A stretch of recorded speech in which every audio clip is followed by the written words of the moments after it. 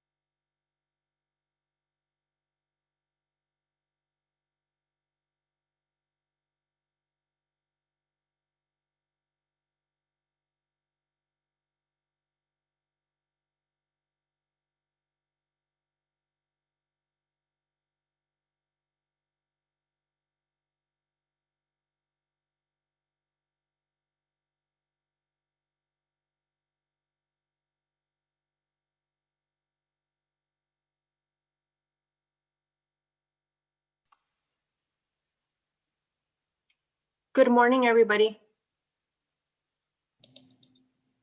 Good morning. It was so quiet, I was beginning to think it was broken. The coffee hasn't kicked in yet.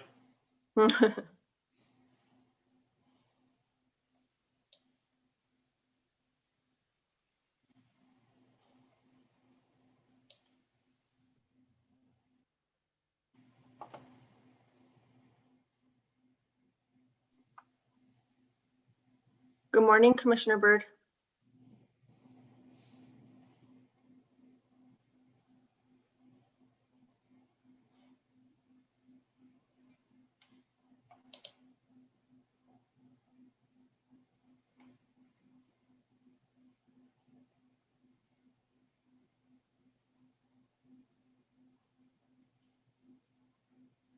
He's usually talking by now. That's why I'm telling him good morning.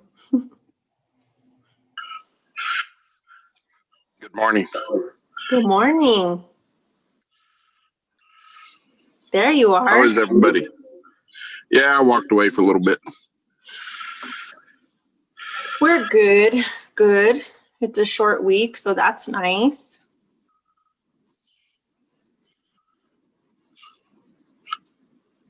Oh, because you didn't go to work Monday. Sitting here thinking, no, there's still 7 days. But we were off on Monday. That's why. You underachievers. Those state workers. Just kidding. I didn't say that. I'm joking.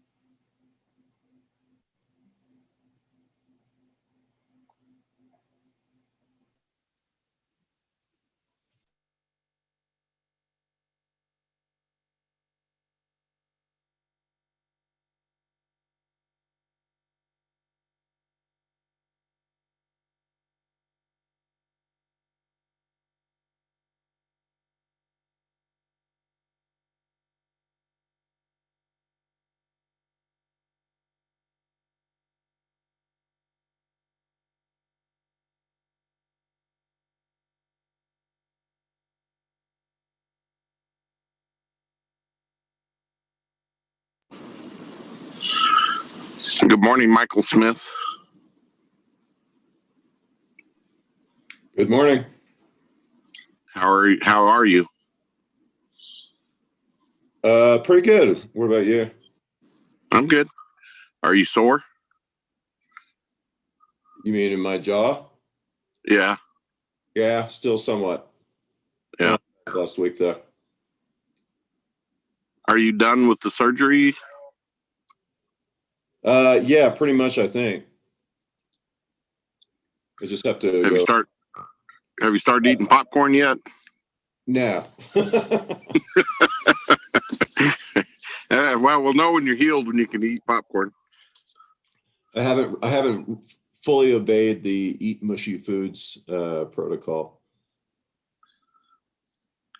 Yeah, you got one good side, right? Yeah. Exactly. Well, hope you're doing better. Thanks. It's been like a 6-month process so far. So Yeah, I know when I saw you before Christmas, you were just getting ready to get started with that, like right after Christmas. So yeah, that was when I realized I broke my tooth. yeah, it's been a while. Yeah. The extraction is the worst part. See, I could have done it for you, and it wouldn't have cost you near as much. Yeah, I've heard stories of that from my grandparents and my mother about getting dental surgery with no anesthetic.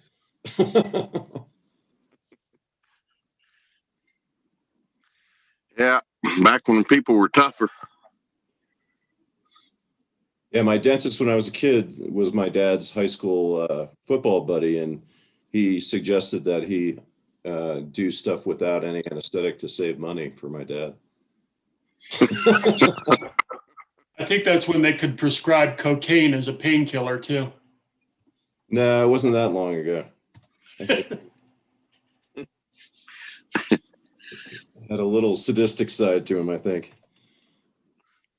Little house of horrors. So Yeah, actually, if you go to like museums where they have old dental equipment, that's a pretty good house of horrors. yeah, it is. That's why we don't go to dentists today. Tie a string around your tooth, tie it to the doorknob, and slam the door. Or just sit on you and take a pair of pliers, start pulling. Yeah, well, Right. that's what I went through. You guys are scaring me. It is pretty scary, actually. Now think of the discomfort you have to be in to be willing to go through that to get rid of it. Men are stubborn.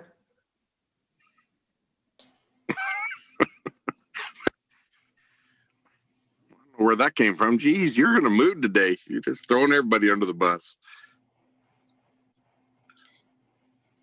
Must have missed the earlier comments then.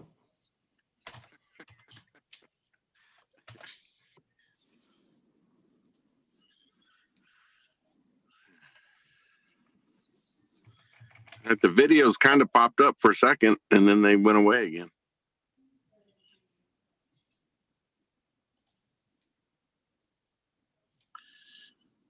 There they are.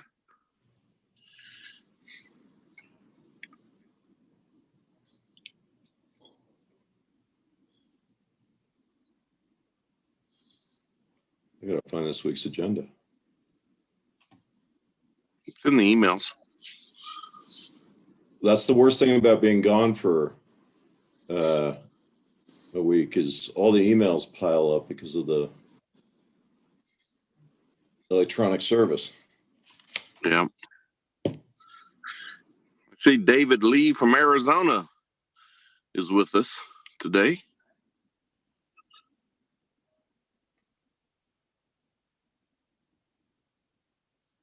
Commissioner Byrd, I now live in Santa Fe. You're living in Santa Fe? Yes, sir. Wow. Well, I hope you're enjoying it. Thanks for moving in. Not a problem. Happy to help. Are we keeping you busy? Yes, sir, you are. Good. Keeps you from spending lots of money in Santa Fe that way. Yes, sir. Was that the plan all along to become permanent to Santa Fe? It was sort of a retirement idea, but I'm still working. Yeah, you are.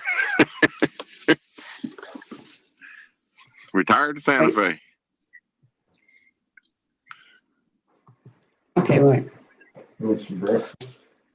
Oh, We see you, Commissioner Hall. hey, how are you? Good. Good morning. Good morning to you, Commissioner Byrd. You sound very chipper this morning.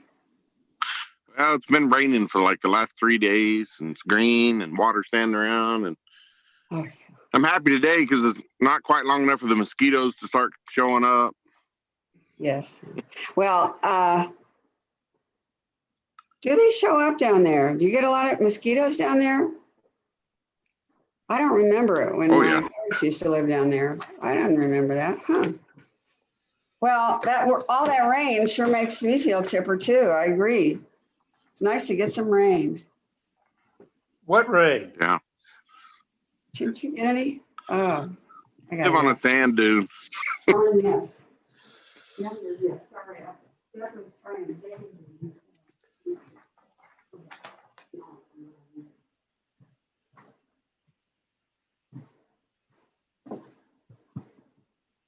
Let's see, do we have everybody here? Mr. Chairman, I'm here. Thank you. Oh, okay, terrific. So let's kick off the meeting. And so call to order and roll call. Judy, are you here? You're on mute, Judy. Yes, Commissioner, I'm here. Yeah, okay. You want to do the roll call? Yes, I can. Mike Smith is here. Oh, okay. Oh, he can probably do it. I didn't see him, so, okay, Mike, go ahead. Judy really doesn't like doing the open meeting stuff. Yeah. I'll call the roll. Commissioner Byrd, Present. Commissioner Hall, Present. Commissioner Fishman, Here. Commissioner Vicente Aguilar, Here. and Commissioner Maestas. I'm here. Good morning. Good morning, all. So commissioners, there is a quorum of the commission present for this open meeting. Terrific. I'll carry the pledge. I pledge allegiance to the flag of the United States of America and to the republic for which it stands, one nation, under God, indivisible, with liberty and justice for all. I salute the flag of the state of New Mexico and the Zia symbol of perfect friendship among united cultures. So with that, let's go to consideration of the agenda. I move to approve. Second. Mike, call the roll. Commissioner Vicente Aguilar, Aye. Commissioner Hall, Aye. Commissioner Byrd,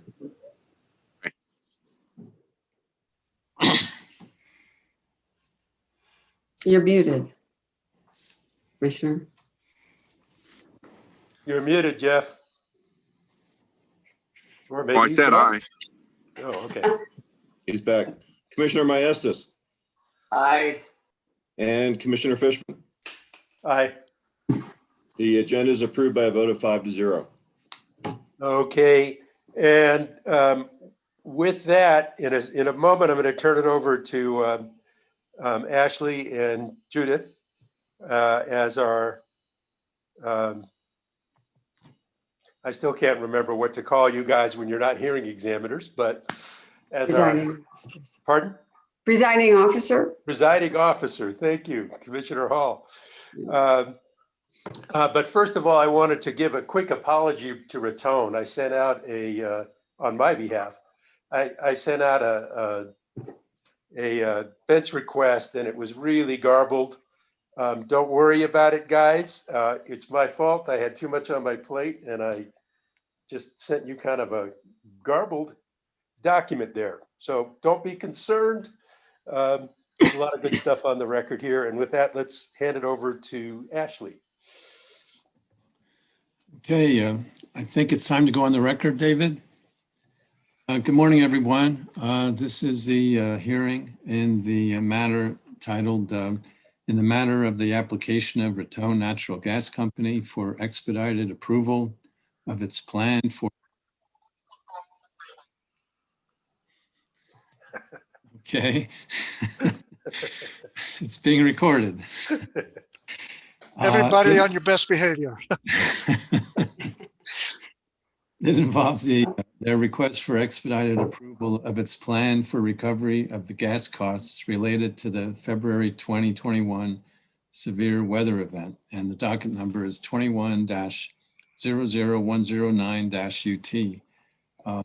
My name's Ashley Schonauer. I've been designated to be the presiding officer today. And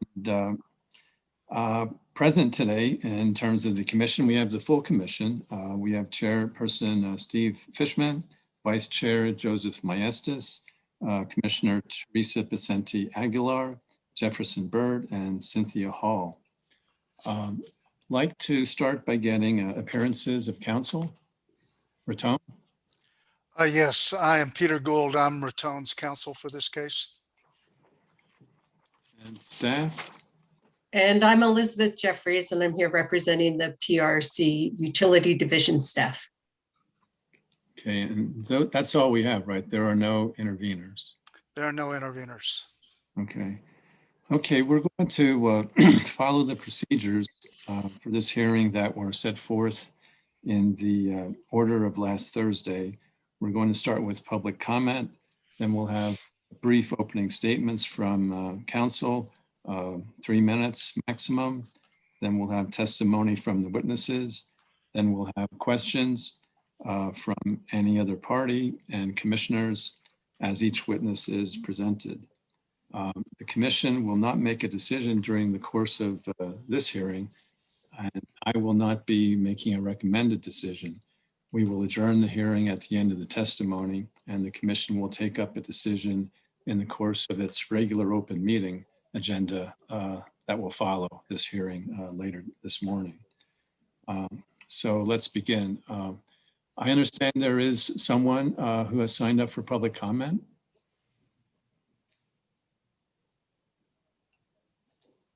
Yes, presiding officer Shanauer. We have Miss Nan Winter and Miss Kathy McQuarrie, who both represent Raton Public Service, who would like to make a public comment. Each of them? I'm going to have to defer to Miss Winter. My impression was that it was only going to be one of them, but I just received an email from her that sounded like that they might both want to comment. Miss Winter, are you there?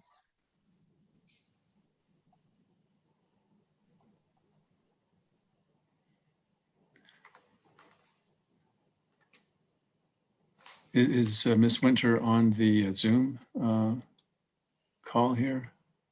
I saw her earlier. I no longer do. Miss McQuarrie, are you there? I am. Thank you. Okay, Miss McQuarrie, why don't you start? We limit public comment to 3 minutes per person. Go ahead. Appreciate the opportunity. Thank you very much. I'm president of Raton Public Service Company, and we are a consumer of Raton natural gas for a unit that we have in place here. It has not operated, but I think just the few comments that I want to make right now is, number one, we did not receive notice. And unfortunately, Raton Natural Gas did not reach out and actually give us any official notice of the hearing. And thirdly, we are in the process of negotiating a new contract for a power provider, power supply provider, and we will be running that unit and feel that this is going to have an impact on our the rates that we will be able to operate that unit at, and also which will ultimately impact the residents and those consumers and ratepayers of Raton Public Service electricity. It's not something that, we just awarded the bid yesterday. And so we are in the process of negotiating, but looking to run that unit 4 to 6 hours a day during the summer months. So it will definitely have an impact. And we, just wanted to make you aware of that should the rates change and affect Raton Public Service. Okay. I noticed a message pop up. Thank you, Ms. McQuarrie. I noticed a message pop up on the Zoom screen that appears to be another person who wants to make a public comment, Scott Berry. Go ahead, Mr. Berry.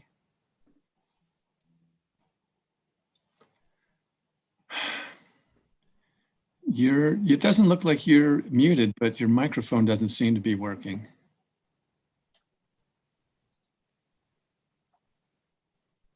Still can't hear you. There you go. Okay, is that better? Yes, go ahead. Apologize. My comments will be brief. I'm Scott Berry. I'm the city manager for the city of Raton. I would just state that, first of all, the community, city of Raton and Raton Natural Gas have been good partners and had a great relationship over the years. My concern here is that we did not receive notification that this request was taking place. We found out over the local radio on Friday. We scrambled to try to get the information. I kind of know basically what the request is, but not in detail. We've had no communication on this. Raton is a community of 6,000 people. We're mostly mom and pop businesses who have struggled through COVID. We're still under restrictions. And this is a very big request of Raton ratepayers.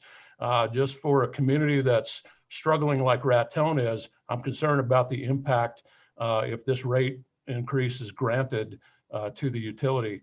Say that with all due respect to the utility. They've been great partners to us, but we'd like more information. We'd like to have time to study what's going on and know the impact on our community. This looks like it could be a very significant impact on not only residential customers, but commercial customers. And as Mrs. McQuarrie stated, to our utilities as well, our public services. Thank you for the chance. Okay, thank you, Mr. Berry. And I noticed that Nan Winter is now back on the Zoom call. Go ahead, Ms. Winter. Can you hear me? Yes. Okay, thank you. I have an unstable internet connection for some reason this morning. My name is Nan Winter with Stelzner, Winter, Warburton, Flores, and Dawes, and I represent the city of Raton and Raton Public Service. As you, just to connect the dots a little bit, Raton Public Service is the electric utility serving the city of Raton, and Raton Public Service owns a 3 to 4 megawatt generator, distributed generation located right there in the city. It only runs for maintenance right now. It is new and it is being broke in.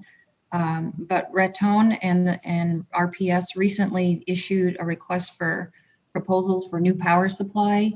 The timing of this could not have been more coincidental, but we just issued an RFP for power supply. That RFP contemplated the use of that 3 to 4 megawatt generator. And unfortunately, any increase on the natural gas side would impact the economics of running that engine, when in fact RPS has not run that engine at all in the last couple of years. In other words, any rate structure that purports to apply a natural gas rider or cost of gas on RPS for the engine would result in a subsidy to the other customers of Raton Natural Gas. So we're hoping, on behalf of the city and RPS, we're hoping that their good relations with RNG will result in some negotiated resolution of this problem that just popped up. And it is, again, complicated by the fact that my client did not hear of this case and except by radio on Friday. So we stand for questions if you have any. Okay. Well, ordinarily, public comment is public comment, and there is no opportunity for questions. I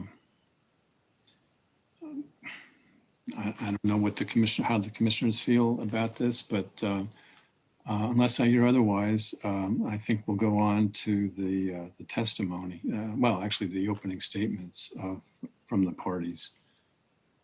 Mr. Gould, can you begin? Yes. Good morning, Mr. Schonauer, commissioners. As I said, I'm Peter Gould. I'll try to keep my comments under 3 minutes, but I would like to just very briefly address the notice issue at the end of my general comments in a sentence or two. In this case, Raton is requesting the commission to allow it to use its purchase gas adjustment clause rate, it's rate number 5, to recover $1,078,322 in gas costs that it incurred in mid-February to serve customers. Raton is also requesting the commission to approve the recovery of the line of credit costs that it incurred to pay for those $1 million plus gas costs. Raton initially requested that it be allowed to spread this recovery over 60 months. In its supplemental rebuttal, as will be addressed by our witness, David Link, we're changing that, revising that slightly to a 48-month recovery period. Finally, Raton is requesting any needed variances from Rule 640 or its rate number 5 to fully recover both the gas costs and the line of credit costs. And as I said, we have present Mr. Link, who is the president and general manager of Raton, and he will provide testimony on all those issues. The commission is well aware of what happened in mid-February, so we won't go into that, but let me just state that like other gas utilities, Raton incurred a full year of its gas costs in that 5-day pricing event period. Raton was a victim of these price increases. It didn't profit. It didn't cause these price increases. And we believe that Rule 640 and our approved PGAC rate allow us to pass those through. It's very critical for the commission to understand that during this entire period, Raton fulfilled its basic public service obligation to its customers. Not a single customer of Raton experienced an interruption or an outage because of this extraordinary pricing event. This case is controlled by Section 6287E and F, Edward and Frank of the Public Utility Act, which allow the commission to promulgate rules that allow for utilities to have purchase gas adjustment clauses. That rule is 640.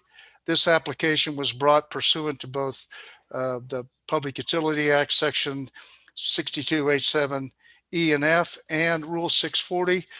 And Rule 640 itself specifically recognizes that from time to time, extraordinary circumstances may arise which would need an extraordinary or a specific response from the commission. And we're bringing this this application pursuant to that provision of the rule as well. In addition, the legal authority is Raton's second revised rate number 5, which is its PGAC rate, as I mentioned, and that was approved by the commission in case 17-00307 UT on February 14th, 2018. On the notice issue, the initial order in this case required us to post our approved notice immediately on our website, which we did. The order was issued on the 12th, and we posted the notice of the case on the website on May 14th. In addition, the commission ordered that we publish notice in a paper of general jurisdiction in the Raton area. We did that on May 20th in the Huerfano World Journal. In addition, we did, as some of the commenters have mentioned, have public service announcements on KTRN starting on May 25th, which was not required by the commission and was in addition to the requirements of notice in this case. We filed all those affidavits of publication and posting on June 1st. We would have done it over the weekend, but of course the commission was closed.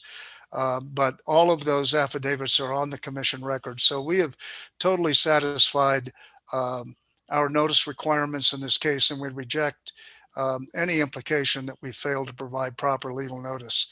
And with that, I will turn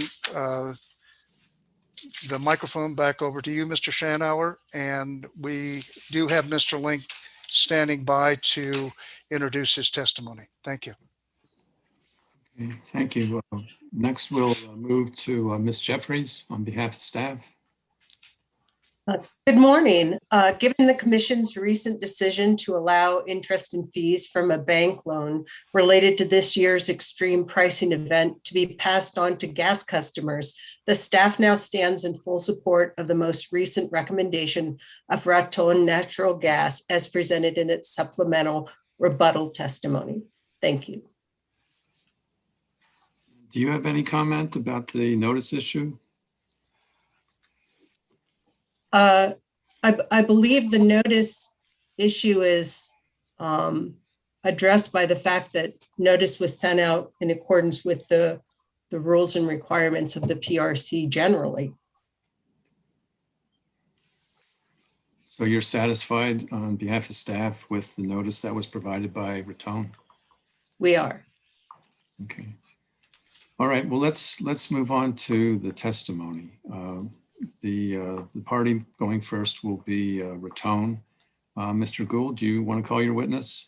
Yes, Mr. Lee, would you swear in Mr. Link, please?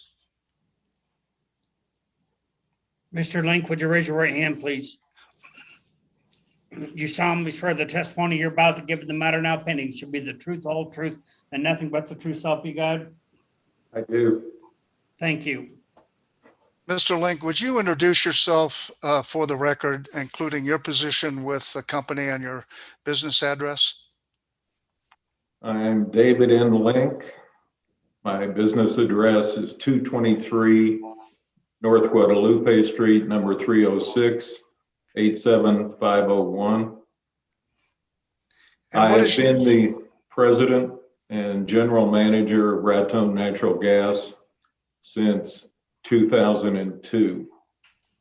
During that time, we've substantially upgraded our facilities and service to the community of Raton. And I appreciate Scott Berry's comments concerning how closely we worked together in the past and continue to work together.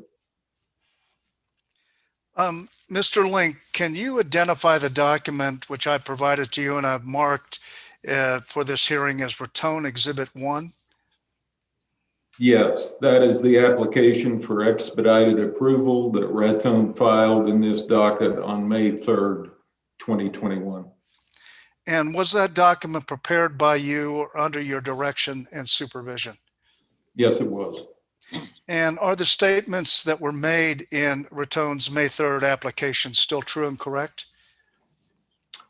Well, as I state in my June 1st supplemental rebuttal, which will be introduced shortly, RNG is proposing to recover its February weather event gas cost and related finance charges over 48 months instead of the 60 months.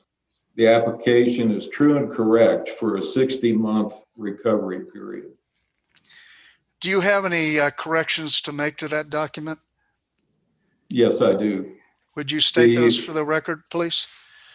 The full caption should be corrected to include the full case number 2100109-UT.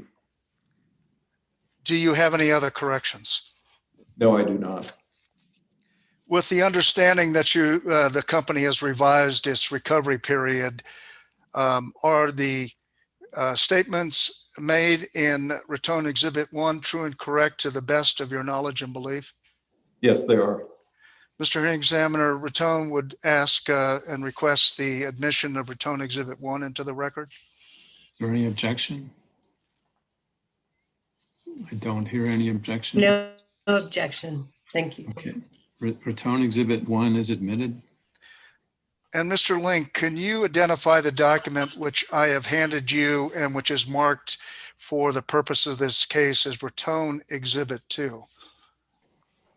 Yes, that's my direct testimony, which was filed on May 3rd in support of RNG's application for expedited approval. And was that document prepared by you or under your direction and supervision? Yes. Are the statements that you made in your direct testimony true and correct? Well, again, with the understanding that RNG is now proposing to recover the cost over a 48-month period rather than the 60-month. Do you have any corrections to make to that document? Yes, the same correction that we made with the application. The caption should be corrected to include the full case number 21-109-UT. And with that, with those understandings, if you were asked the same questions today, would your answers be the same? Yes, they would. And those responses, are they true and correct to the best of your knowledge and belief? Yes, they are. Mr. Hearing Examiner Raton requests the admission of Raton Exhibit 2 into the record. Is there any objection? No objection. Okay, Raton Exhibit 2 is admitted. And Mr. Link, can you identify the document which has been marked as Raton Exhibit 3 in this case? Yes, that's my verified response to the initial order in this case, which was filed on May 17th, 2021. And just for clarity purposes, included in that initial order were several questions that were posited by the various commissioners and which for which responses were required from Raton. Yes. And that document in which you replied, what is this verified response? Is it not? That's correct. And the responses were prepared by you or under your direction and supervision? Yes. And are the statements made in this verified response to the initial order still true and accurate? Yes, they are. And this accuracy is based on the same caveat for the prior exhibits, that it reflects a 60-month recovery proposal rather than a 48-month proposal. Is that correct? That is correct. Okay. If you were asked the same question today, subject to that caveat, would your answers be the same? Yes, they would. And are your answers true and correct to the best of your knowledge and belief? Yes, they are. Mr. Hearing Examiner Raton requests the admission of Raton Exhibit number 3 into the record. Is there any objection? No objection. Okay, Raton Exhibit 3 is admitted. And Mr. Link, can you identify the document which I have marked as Raton Exhibit 4 in this case? Yes, that's my rebuttal testimony and exhibits, which were filed on May 25th, 2021. And was that document prepared by you or under your direction and supervision? Yes, it was. And with the caveats that we discussed above about the Raton's decision to change its proposed recovery period from 60 months to 48 months, are the statements that you made in that rebuttal testimony still true and accurate? Yes, they are. And if you were asked the same questions today, would your responses be the same? They would be. Mr. Hearing Examiner Raton requests the admission of Raton Exhibit number 4 into the record. Is there any objection? No objection. Okay, Raton Exhibit 4 is admitted. And finally, Mr. Link, could you identify the document which we've marked as Raton Exhibit 5 in this case? Yes, that's my supplemental rebuttal testimony and exhibits. They were filed June 1st, 2021. And just for the record, you're aware that we notified staff of this filing and they have no objection to this supplemental rebuttal testimony. Is that accurate? That is my understanding. Okay. Was that document prepared by you or under your direction and supervision? Yes, it was. Are the statements made in your supplemental rebuttal testimony and exhibits still true and correct? Yes. If you were asked these same questions today, would your answers be the same? Yes, they would be. And your answers, as you stated above, are true and correct to the best of your knowledge and belief? Absolutely. And Mr. Hearing Examiner Raton requests the admission of RNG Exhibit number 5 into the record. Any objection? No objection. And with that, Mr. Hearing Examiner, we'll pass, oh, excuse me, I interrupted you. I apologize. Well, I need to admit that exhibit. Yes, you do. Raton Exhibit 5 is admitted. And with that, Mr. Hearing Examiner, I will pass the Mr. Link for questions either from staff or the commissioners. Thank you. Okay, thank you. Let's start with staff. Are there any questions, Ms. Jeffries? No, we have no questions. Thank you. Okay.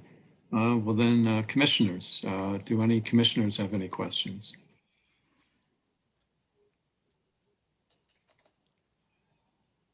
Hang on a moment. Sorry there. I do. Go I do ahead. have a couple of questions. Commissioner Fishman. Yeah, thank you, Presiding Officer Shanauer. I am, and I know this was just public comment, but we were talking about a 2 to 3 megawatt generator, I guess, that was using the system. It seems to me that would be a pretty large user on your system, a high percentage of your total usage. So I wonder, Mr. Link, if you could just give me a sense of how much of the total gas usage of the system that kind of facility would take, if you have a sense of that. We actually don't, because it has never run. They've run it for maintenance purposes. I think it's been installed now. I believe it's 3 years. My memory may be hazy on that. This information that we received this morning is brand new to me. Okay. I do communicate on a regular basis with one of the individuals at RPS, because he coordinates with me as to when they might need gas to make sure that we have the proper amount of gas allocated to them. But it has never run more than a day at a time, and that's generally spread over a period of months. So we haven't had any consistent usage on that machine. I would like to go back. In 2003, we went before the commission and got approval to have an industrial rate specifically for the generation plant that they had at that time. That rate went into effect. It was a temporary provision that the commission gave us, and that temporary proviso expired after, I think it was 2 years. Unfortunately, the plant did not run consistently during that 2-year period, and that was a different machine.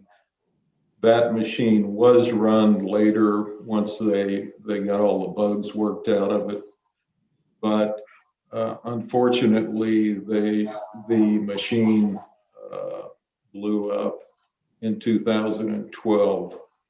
Then there was about a 5-year period lapsed during which Raton had no generation capability.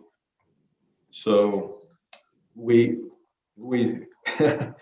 did quite a bit of work and effort to put a dedicated facility into the generation plant, because we knew they were going with a new generator. And it's called a Genbacher unit, I believe, if I remember right. And I believe, if I could correct you, I believe it's a 4.3 megawatt unit. And yes, if they ran it consistently, nonstop, it could produce quite a bit of demand for our system. And we would no doubt be coming before the commission again to get approval for a dedicated rate for that usage. But since the last conversation I had with the RPS people that I deal with was about 2 weeks ago, and at that time they informed me that they were going to be running it once a month for maintenance purposes only. And that was the last conversation I had with them. I would also like to express my concern about the communication, because we had that our pleading listed on our Facebook page. It was also on our website. As you heard earlier, it was also on KRTN radio, and it was also published in the Huerfano Journal. So I do believe that we met all of the requirements. Had I known that RPS was in the process of renegotiating an agreement with a different power provider, I certainly would have communicated directly to them. I have a very good relationship with Kathy McQuarrie and Scott Berry both. And I certainly know Nan Winter. She represented us at one point in time, going back 15 or 16 years now. But my point is, there was plenty of communication out there. I was unaware of what was going on with RPS as far as them coming up with a new agreement that might allow them to run the machine on a full-time basis. The previous provider of electric power did not allow them to run it. They had a proviso in their contract that prohibited them from running it other than for maintenance purposes. And just quickly for clarification, RPS, do they supply electricity to residential and commercial users? Yes, they do. Tone? Yes, they do. Okay, so just to be clear on that. And it sounds to me, would you have an objection if in an order that we issued, we directed you guys to get together and come up with a rate to pay if they were to go to a more of a full-time usage stance?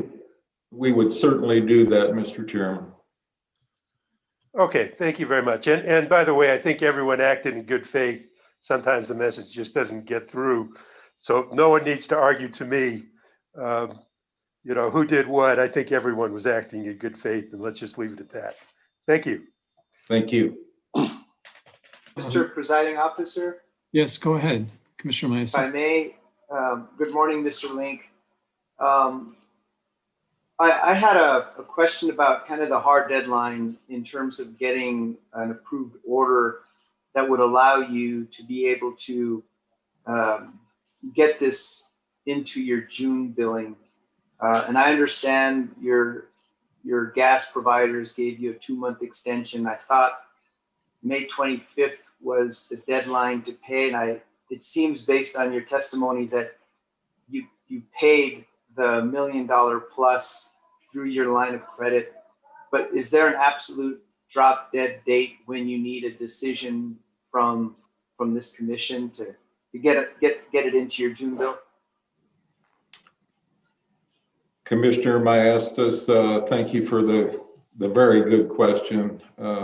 Commissioners, Chairman Fishman, we certainly would like to have approval in the June 15th timeframe, within a day or two, if that's possible at all. That would allow us to get the additional amount into our June billing, which will go out on approximately the 25th of the month. Thank you. My next question, Mr. Link, in your testimony, this was direct testimony on page 8, you provided a brief overview of Raton Natural Gas's gas supply. And you mentioned that Raton Natural Gas's base volume is 60% of its winter supply through various hedging mechanisms, a monthly index price base load of gas, and then withdrawal from your storage gas purchased at lower prices. Is the 60% base volume, is that a common practice among natural gas retailers? Because it's been the subject of other cases, and I'm just kind of curious, is that a common practice in planning for your natural gas supply? Commissioner Maestas, Chairman Fishman, commissioners, yes, that Excuse is a me. common. Excuse me, I'm sorry to interrupt. What page are we on? And I heard page 8, but which rebuttal testimony? It was the direct testimony of direct. Mr. Link. Okay. Thank you, I'm Yes. sorry. Yeah, it's lines 14 through 18 on page 8. The obviously the 60% number will vary among utilities. Some go higher, some go lower. What we've experienced in the power generation field over the last 10 years is a declining cost of gas, which has been great for the consumer. We hope that it continues. No doubt there's sufficient production in the United States to keep the gas cost as low as possible. It's always been our objective to do that. So many months we will go with daily swing price, especially in the summer months when the prices go down. So we vary from one month to the next. Actually, in the month of February, we had previously the prior 3 months, the prices had continued to decline. So we had gone with a lower mix.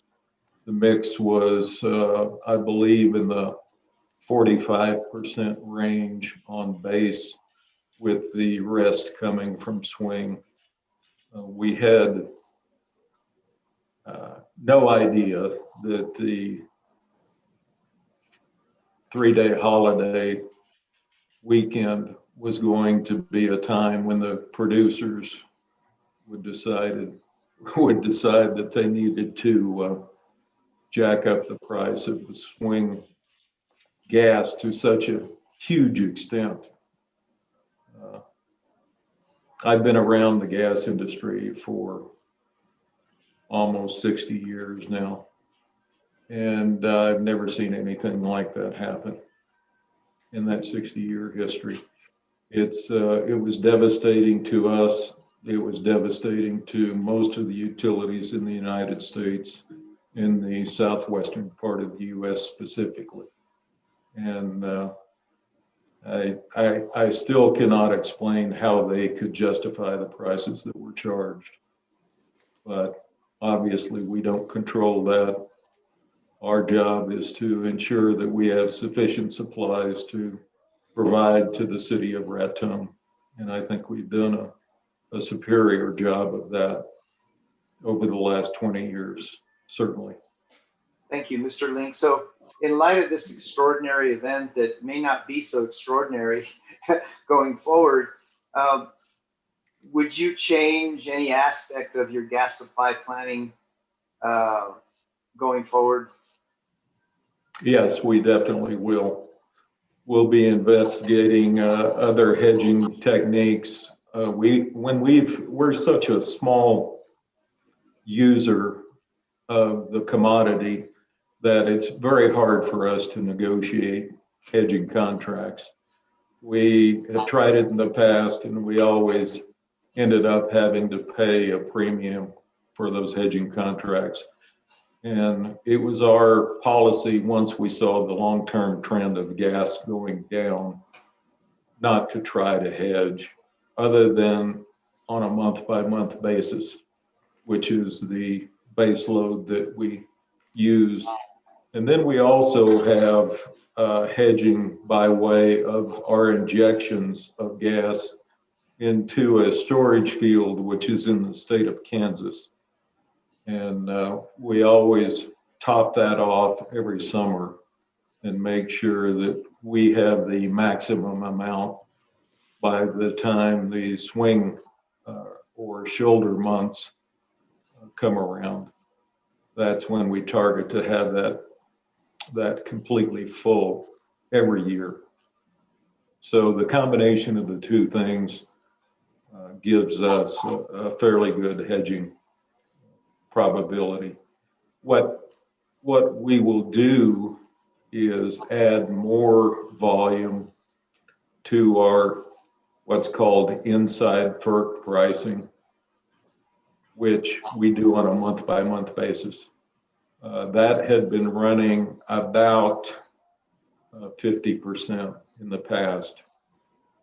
And then the other 10% was made up of storage gas to produce the 60% average, monthly average that you cited in my testimony.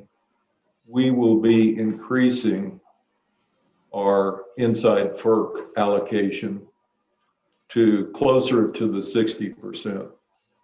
And then the 10% will take us up to 70% of base load. So we will only be susceptible to the 30% remaining on swing. I hope that clarifies what our intent is. Yes, it did. Thank you, Mr. Link. On the subject of financing the debt, you've used a line of credit for that. Did you engage in any kind of competitive process to get the best deal for financing?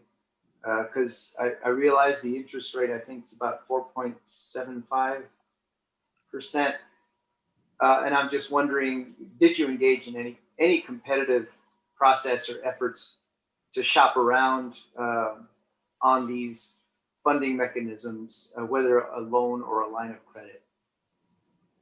Commissioner Maestas and Chairman Fishman and commissioners, we did not, given the critical time frame that we were dealing with, we did not shop around. We have had a long-standing relationship with our local bank in Raton, and we felt like we could get the best rate for a company the size of Raton Natural Gas in the shortest time frame possible by going with our local bank. And if I could correct, I believe the interest rate that we have is 4.25%. Thank you. Just a follow up on that. Some other retailers didn't have the luxury of getting an extension to pay for the gas purchased on the exorbitant prices purchased on the open market. Did Raton Natural Gas perhaps consider capitalizing on the 2-month extension on payment to seek other types of financing? Well, I answered prematurely there. Let Commissioner Maestas, Chairman, Commissioners, I did not search alternative funding because our experience has been in the past that it requires many months in order to establish credibility with a new financial institution. We have not been overly successful in doing that in the past. We have had a long-standing relationship. In fact, as long as I have been president and general manager, we've had a relationship with the local bank in Raton, and that was purchased about 5 years ago, 4 years ago now, I guess, by a larger banking institution. Fortunately, many of the same people at the Raton unit are still there. They know us well. They know that we're a good financial risk, and they gave us the best rate that they possibly could.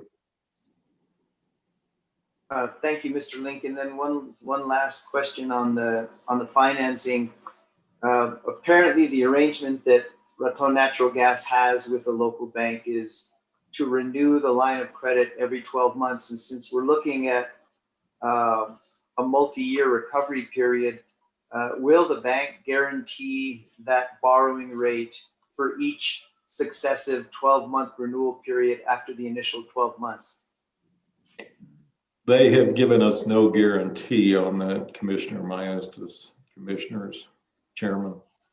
But we have had a line of credit in the past with them for various projects. Those were all 12 months.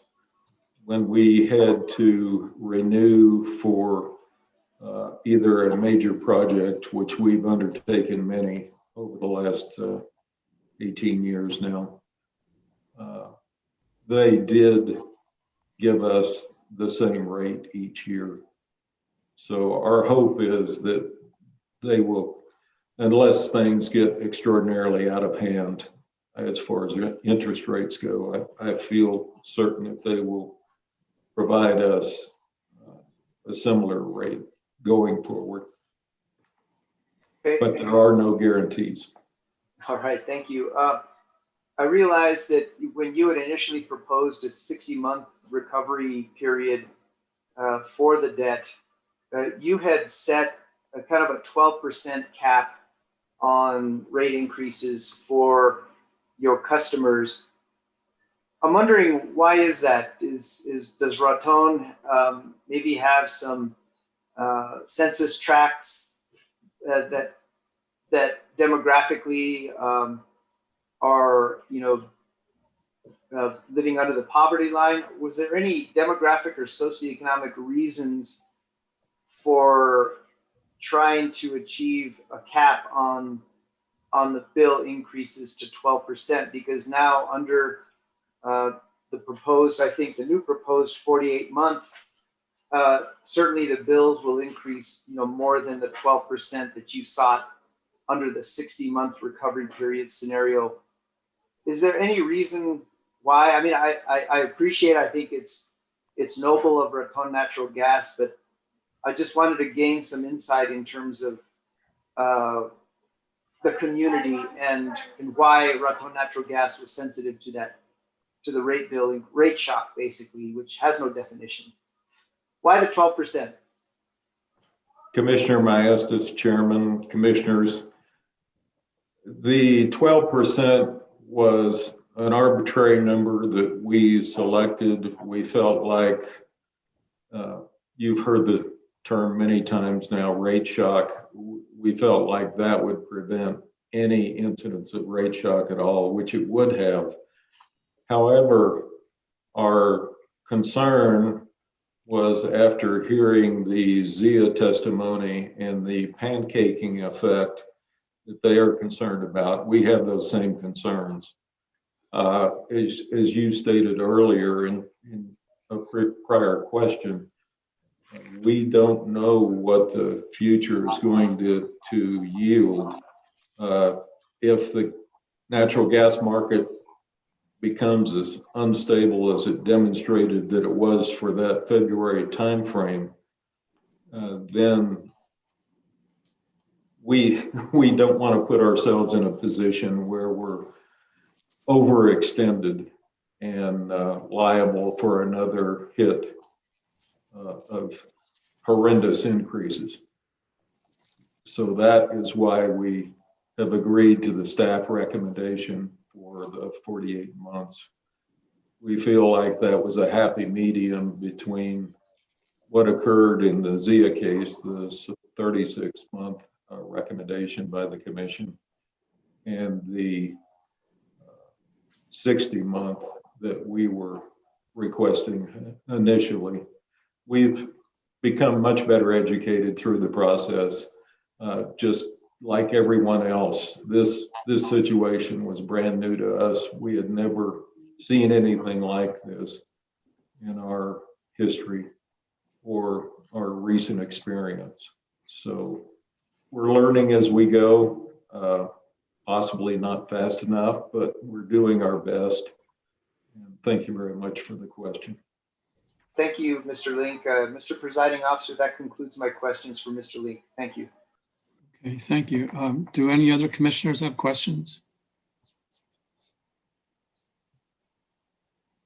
Mr. Presiding Officer, I've Yes. got a couple of follow-ups, if I may. Sure, go ahead. So Mr. Link, you talked about the ZIA settlement, and in that case, the impact of this price gouging event, that's not saying it was illegal, it's just saying it was price gouging. Definitely. Is that some customers were using very little gas at the time. And because of that, we decided in that case to calculate the hit by customer class and the rate adjustments by customer class to prevent an unfair hit. Is there any similar circumstance for Raton natural gas that we should be considering? With the exception of the new information that we received on RPS today, our customer base is fairly consistent in their usage. Even the small business community that we have generally are impacted by weather. The usage on the small commercial and the residential users is very similar. We see a consistent trend between the two classes that we have. And for that reason, we didn't feel like there was a need to separate the rate classes and give different charging techniques to each class. We have no large industrial. We don't even have what you would call a normal commercial use. Our largest users are actually the school system. And of course, they were shut down most of last year. So it's been an interesting environment for us. Okay.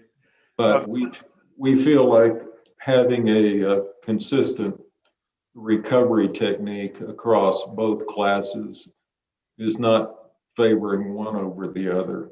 When we did look at separating the classes and using a different technique or allocation technique, actually, what we found was that the residential cost went up and the commercial cost went down, which is probably the last thing we want to see. But in your estimation, it wasn't a significant switch, like commercial paying 3 times as much as no. residential. No. Okay. That's correct. They were so consistent that we saw very little change, but there was a 2 or 3 percentage point change between the two. Okay. And we were trying to, because of the community and because of what Scott Berry defined the community as earlier, we would like to keep that residential rate as low as humanly possible. Right. And then one more question following up on your interest charges, 4.25% for this loan. What is your average cost of debt overall? Well, prior to this event, we had no cost of debt for the last 2 years. So prior to that, we did have a line of credit that we used for purchasing gas in the summertime. And that cost was about 6% at that time. Okay. Thank you. That was almost 3 years ago now. Thank you. That's very helpful. Appreciate it. Certainly. And that's all I have. Thank you. The presiding officer. Okay, Mr. Lincoln, I have a few questions just for, I guess, the sake of clarity, hopefully.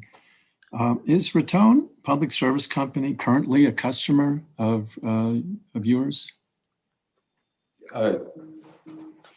Mr. Presiding Officer, Commissioners, Chairman Fishman, yes. RPS, Raton Public Service, is a customer of ours and has been forever, since our existence in 1963 when we began serving the community. Under what rate or rates are they charged for their service? They are currently on the commercial rate. You testified that they now and then will operate the gas turbine. Is that right? Yes. What rate do you charge when they operate the gas turbine? It's, as I said earlier, they have never run it longer than 24 hours at a time over the last 3 years. So they're on a straight commercial rate. They pay the same amounts. I believe their monthly service charge is $14 a month, just like every other commercial user that we have. And they pay the same cost of gas and distribution fee that all users in Raton pay. Could they operate the turbine under the commercial rate? Yes, certainly. Going into the future? If their intention is, as I believe they stated this morning, is to run it full time, 24 hours a day, 7 days a week. Of course, we would prefer to sit down with them and come out up with a rate that makes more sense. Like we did back in 2003 when I sat down with their leadership at that time. They were in a co-op environment with ARPA, and we sat down jointly with ARPA, went through what the cost basis should be, and came up with a very favorable rate. It was about, and don't quote me on this, but I believe it was in the neighborhood of 38, maybe 39% of the existing commercial rate at that time. So it would be in Raton Public Service Company's interest to work with you to develop a new industrial rate for their the full-time operation of their gas turbine? Yes, sir. Certainly would, and we've had good joint working with them in the past, and I'm sure that will be the same going forward. So would there be any expectation that the gas turbine would operate on a more regular basis under the current rate without negotiating a new rate? Well, of course, we would have to bring a proposal before the commission and get the commission's approval of any rate that we put in place, but we would begin immediately now that we know that they have a new power provider as of yesterday, apparently. And we would work hand in hand with them to get the best rate that we think is reasonable. We would want to ensure that the community is certainly not subsidizing the power company, but we would ensure that they get the lowest rate that is reasonable. The extra charges that you're requesting approval for here, would they would not apply to the public service company until the public service company started using the turbine on a more regular basis? Is that right? They will apply to the RPS company in the interim until we have an approved rate class specifically for them, an industrial rate class. Okay. All right. Well, thank you. Those are my questions. Do any commissioners have, any other commissioners have any questions, or any commissioners who have already asked questions have further questions? Yeah. Mr. Presiding Officer, I just have a few questions. Go ahead. Okay. Good morning, Mr. Link. Good morning, Commissioner Hall.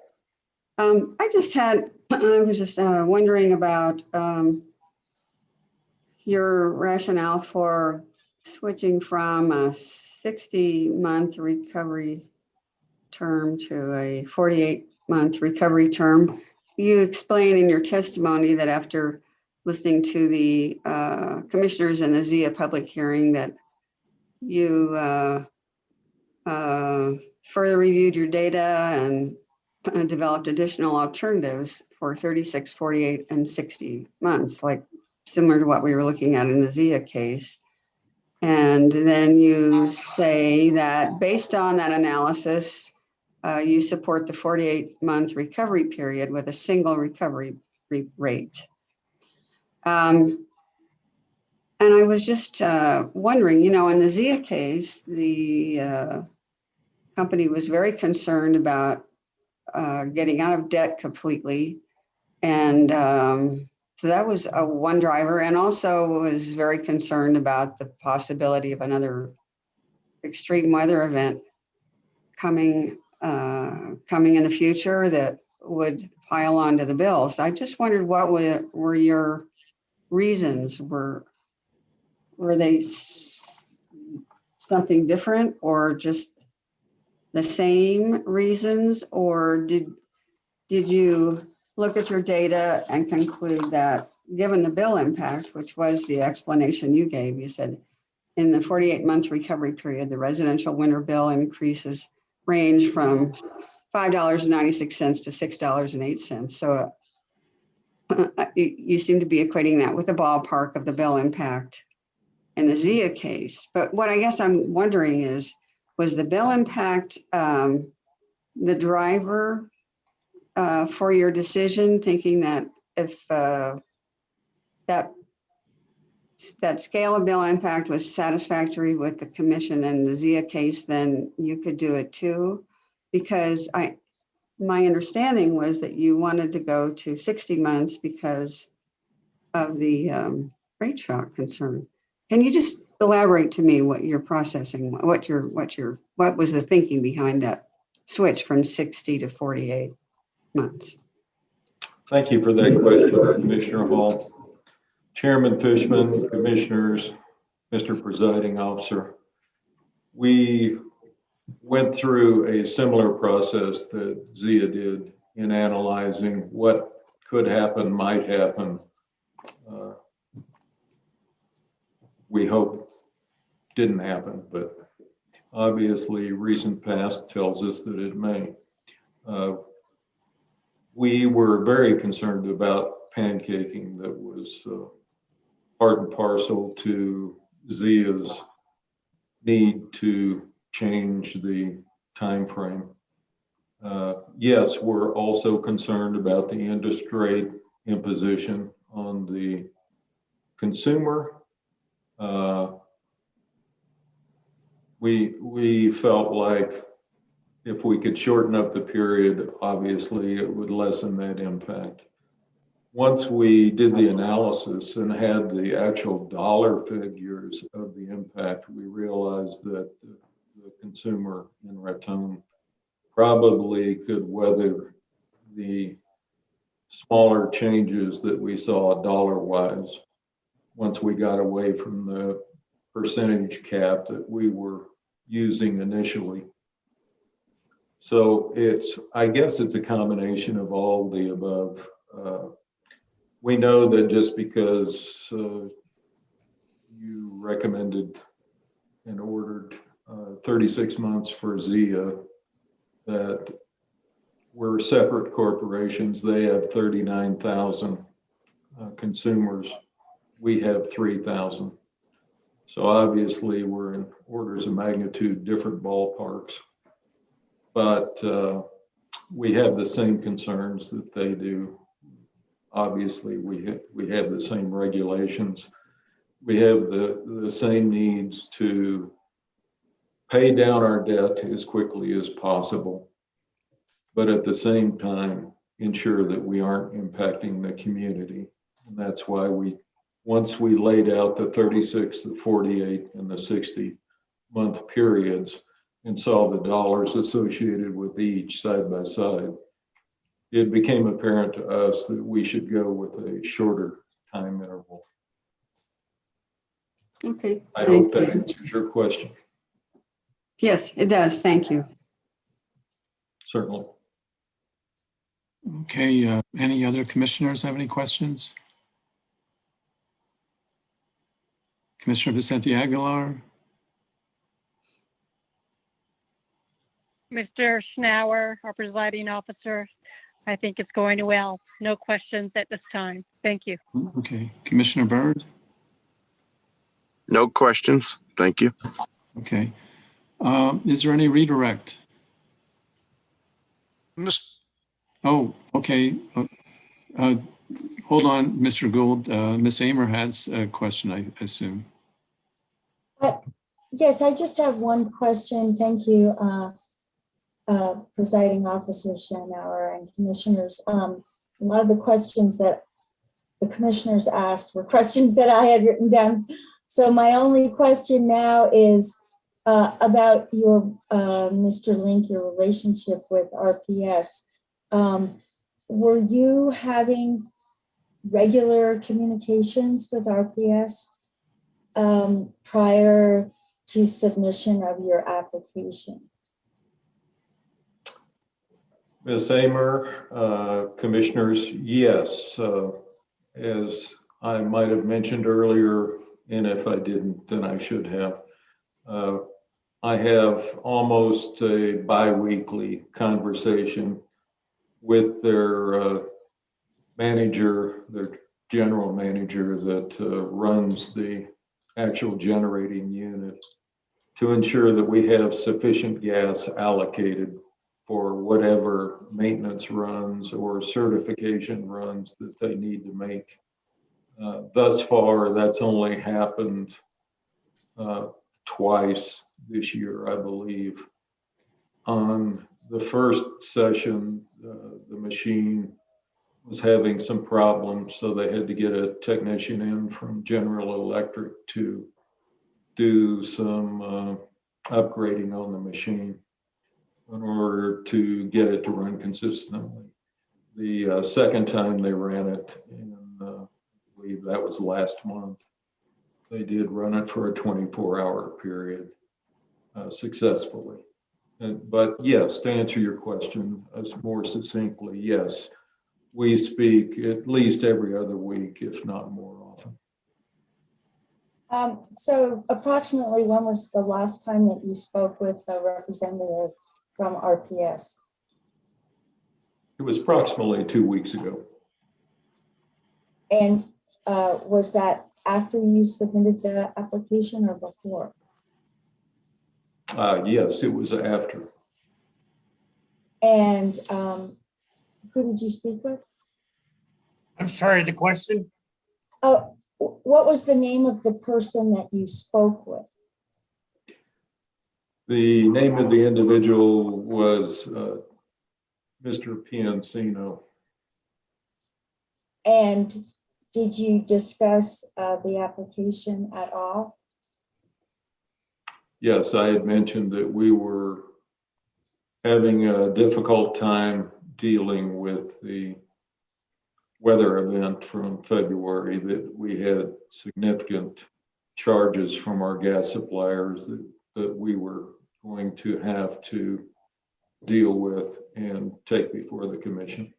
That was about the extent of it. It was just a passing comment. He was being in the power industry. He was aware of what had happened in February and had just asked how much impact it had on us. And I had mentioned that it doubled our gas cost for the year in a 5-day period.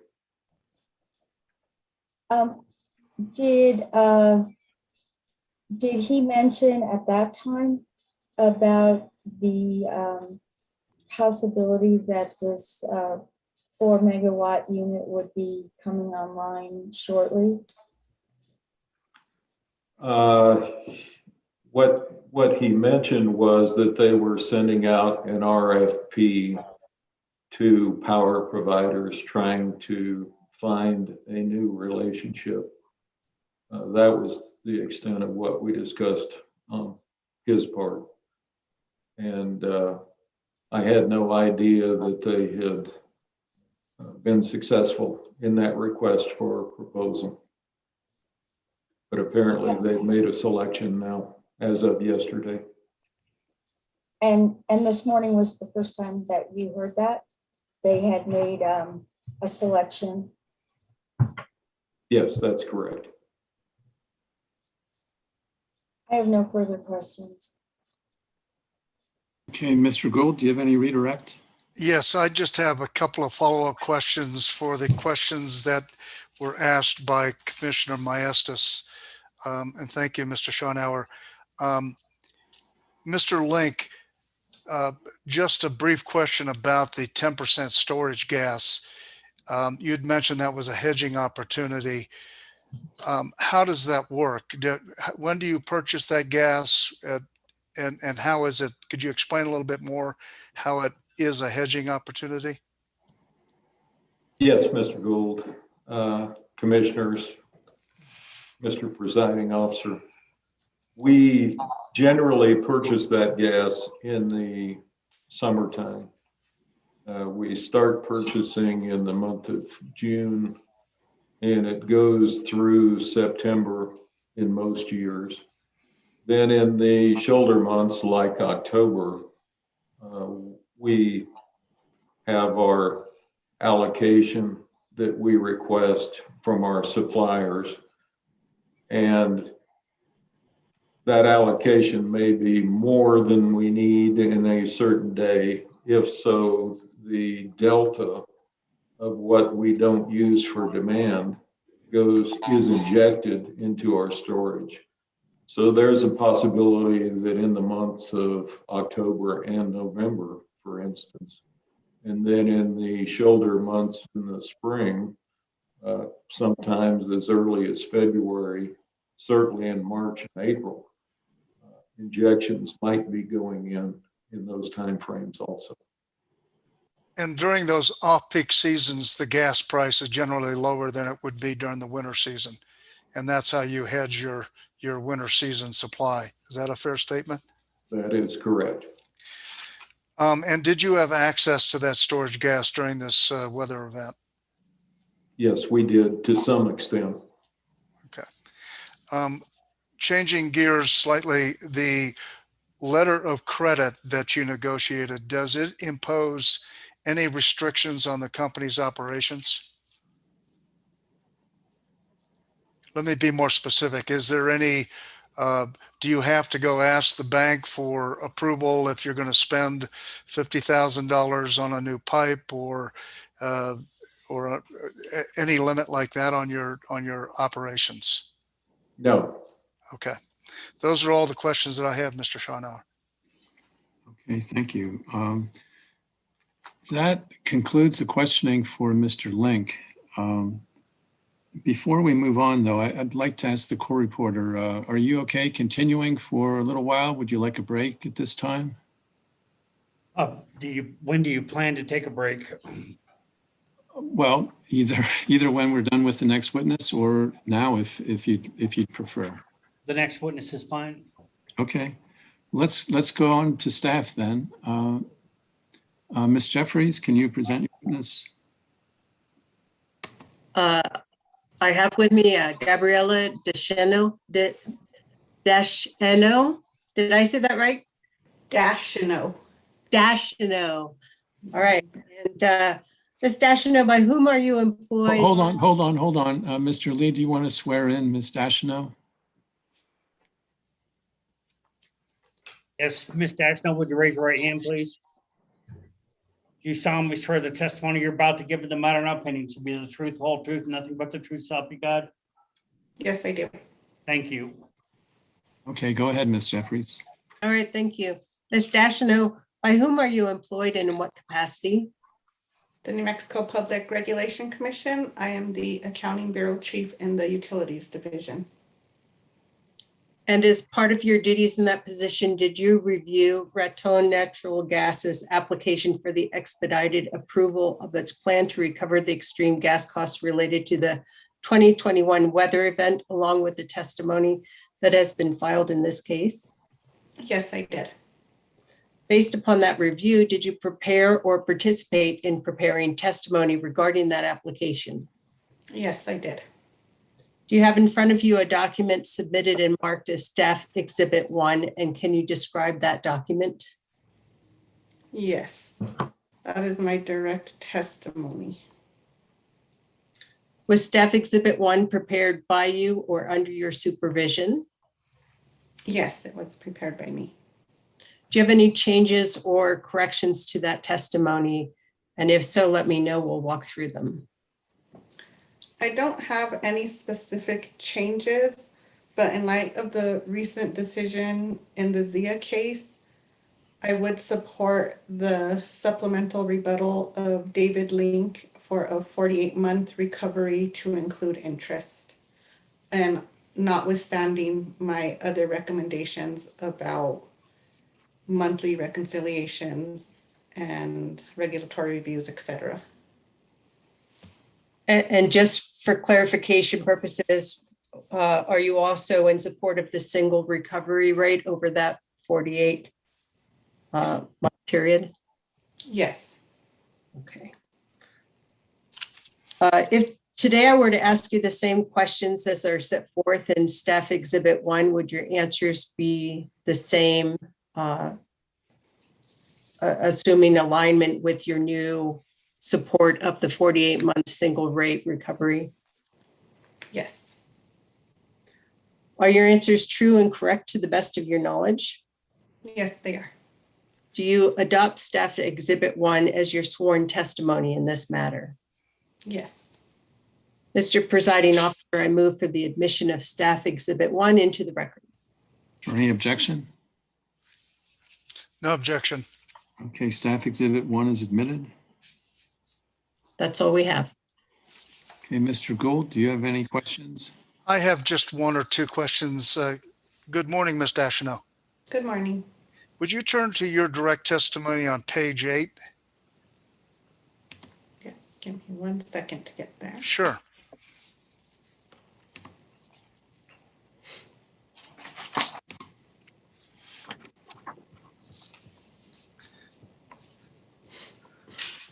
Sorry, my computer's just a little bit slow. You need to do what us old fogies do and use paper. I have not used paper since April of 2020, if you can believe that.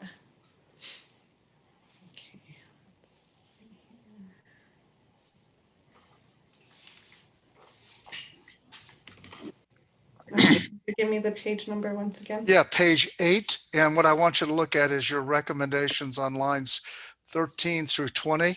Do you see that? Yes.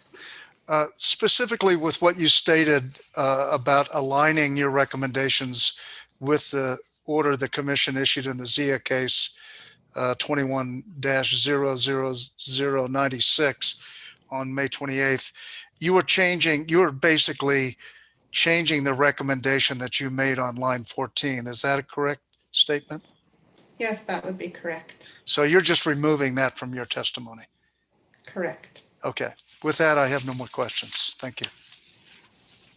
Okay, commissioners, any questions? Chairman Fisher? Yes, just to, Commissioner Hall, go ahead. yeah, just to clarify, I take it that interpretation of, I guess it's subparagraph A, RNG should not be allowed to collect interest from its customers, is essentially removed based on the rationale and subparagraph B, that as the company moves to 48 months, then therefore that removes any collection of interest from RNG customers. Is that rationale that is being acknowledged in this question and answer? Is that what we're talking about? It's not just the content of the line, it's the content of both subparagraphs, correct? The way I see, Commissioner, Mr. Chair, Fishman, presiding officer, what I do, the recommendation on line 15B, that still withstands. I still would like the 48 months. However, based on the testimony by Mr. Link, it's going to include interest based on my removing of line 14A. So it's going to exceed the 12%. However, based on the testimony by Mr. Link, he does not feel, well, he didn't directly say this, but it's my understanding that he believes his customers will be able to pay within that time frame. I hope that wasn't too confusing, and I hope it answered your question. Well, let me just rephrase my question.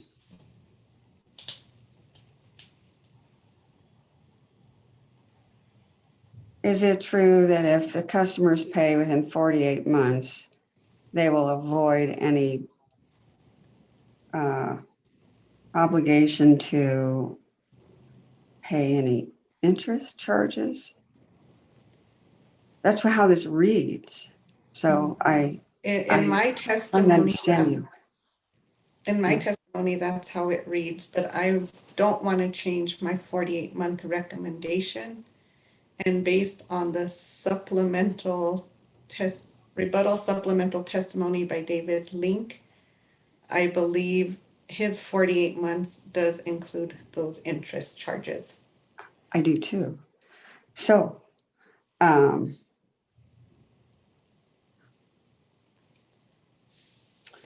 any case, you reverse your position in subparagraph A. Correct. Okay, we'll just leave it at that. Thank you, Mr. Presiding Officer. Any other questions from commissioners? Commissioner Maestas, did you have anything? No, sir. Okay. Commissioner Vicente Aguilar? No questions. Thank you. Okay. Commissioner Byrd? No questions, thank you. Okay. And I already hit Chairman Fishman, right? No questions there. Okay. Is there any, Ms. Amer, did you have any questions? No questions. Okay. Ms. Jeffries, do you have any redirect? Just one question, please. Go ahead. Ms. Stashino, when did you receive the supplemental rebuttal testimony of Raton Natural Gas? That was Friday afternoon. Thank you. That's all I have. Thank you. Okay. According to my list of witnesses, that concludes the testimony. Am I right? Nothing further from staff or from Raton? Nothing further, Your Honor. Nothing further. Okay. All right. Well, then we'll conclude this hearing right now. And I expect the commissioners will take up the matter shortly after this in the latter portion of their meeting today. So thank you, everyone. And thank you, Mr. Lee. We're off the record now. Thank you. Mr. Shannon, I'm done for the day. I believe so. Ms. Amer, is there any reason to keep Mr. Lee here? No, the public hearing is concluded, and we will now go into the open meeting portion on the agenda. Mr. Shanauer, can I ask a question of Ms. Amer? Just very briefly.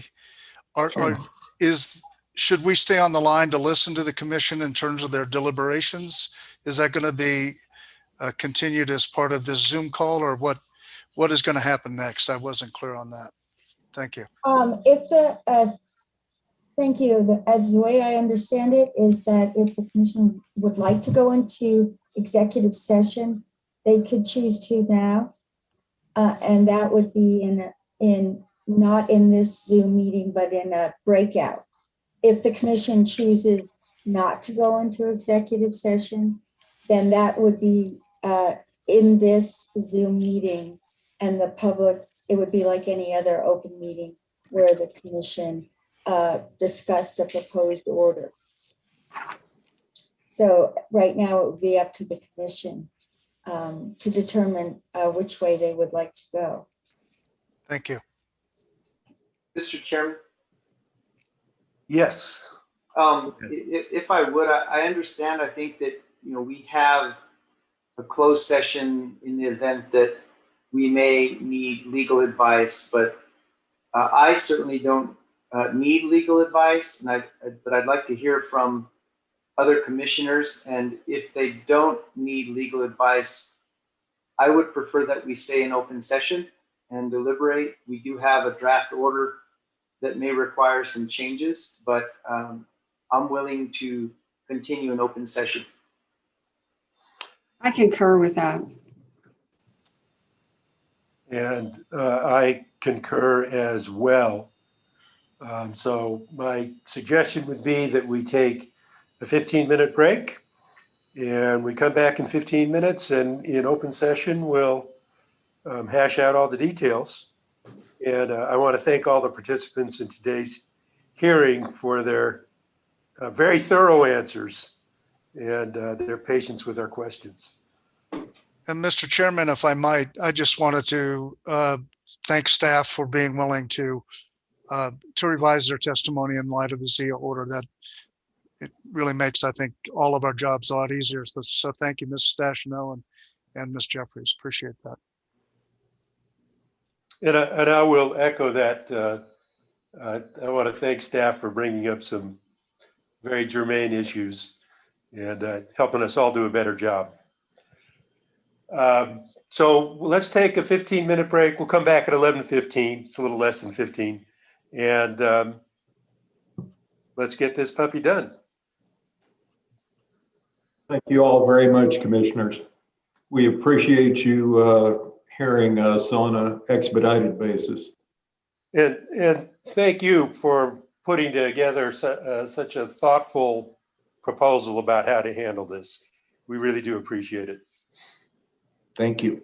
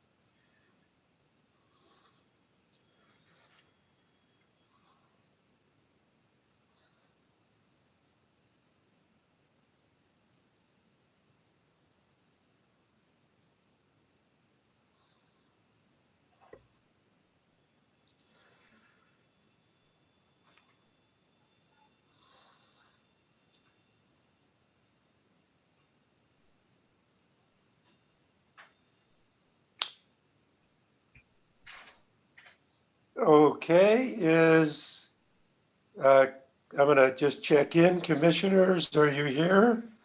Commissioner Byrd? I'm here. All right, Commissioner Vicente Aguilar. I'm here. Great, I just saw Commissioner Maestas show up there. And Commissioner Hall?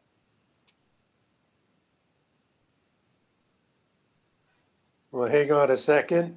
Mike, are you here? I am. Okay, great. And Judy, are you here? Yes, I'm here. Okay, terrific. Commissioner Hall, another call. I'm here. Okay, Oops. terrific. So let's get back into action here. We're on case 21-109 UT in the matter of the application of Raton Natural Gas Company for expedited approval of its plan for recovery of the gas costs related to the February 2021 price gouging event. What I'll do is just open it up for discussion. Mr. Chair. Any commissioner would like to chime in first? Commissioner Hall. I think this case is pretty straightforward. I think we had lots of good questions and sound answers, and I'd like to make a motion to approve the order approving the request for variance based on their using the 48-month period.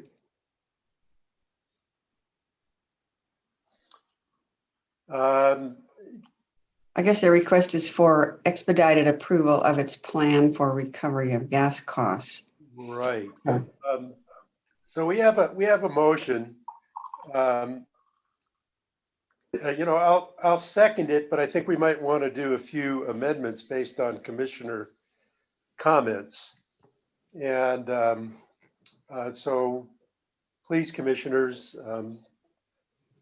chime in with thoughts you have about any adjustments that we might need. Mr. Chairman? Thank you, Mr. Chairman. Yes. Not Chairman. Under discussion, not yet. No, I'm just kidding. You know, all right, the ambition, it's just dripping off you. Every move, I just see that ambition. Anyway, go ahead. I recommend that we do have a draft order, and I want to offer just at least some minor amendments and perhaps a more significant amendment. Under the decretal paragraphs on page 8 of the draft order, I suggest we strike 60 in the clause that designates the recovery period and replace it with 48-month. And this is again part C under the decretal paragraph C on page 8 of the draft order, and then strike the final, well, not the final, but the clause that says with at 12% increase cap as requested herein, because under a 48-month recovery period, the initially desired cap would be exceeded. And so I would strike the clause on paragraph C with at 12% monthly increase cap as requested herein. I also suggest striking all of paragraph D, which reads staff recommendation of a 48-month recovery period and disallowance of interest on the line of credit is hereby denied. And so those are friendly amendments to the maker of the motion. And yes, I accept them. Okay.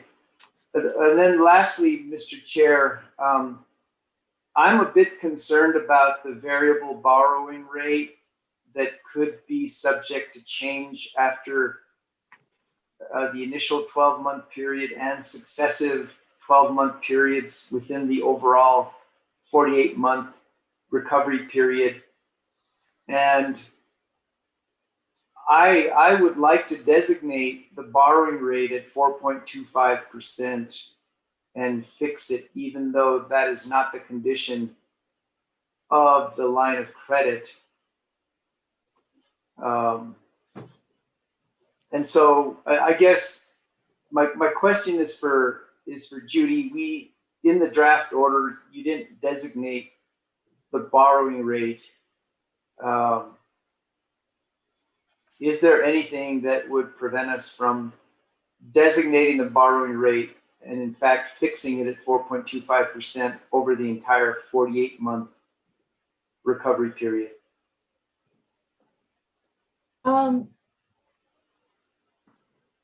Commissioner Maestas, members of the commission, there's a chance though that the rate could go down. And if you fix it at 4.75, then neither Raton Natural Gas nor their customers would receive the benefit of that. Let me rephrase that. What if we designate the borrowing rate as a not to exceed 4.25%? I think that in accordance with rule of 640, you could do that. The commission, that is, the commission could not to exceed the present rate. Let me ask just one more question of you, Judy.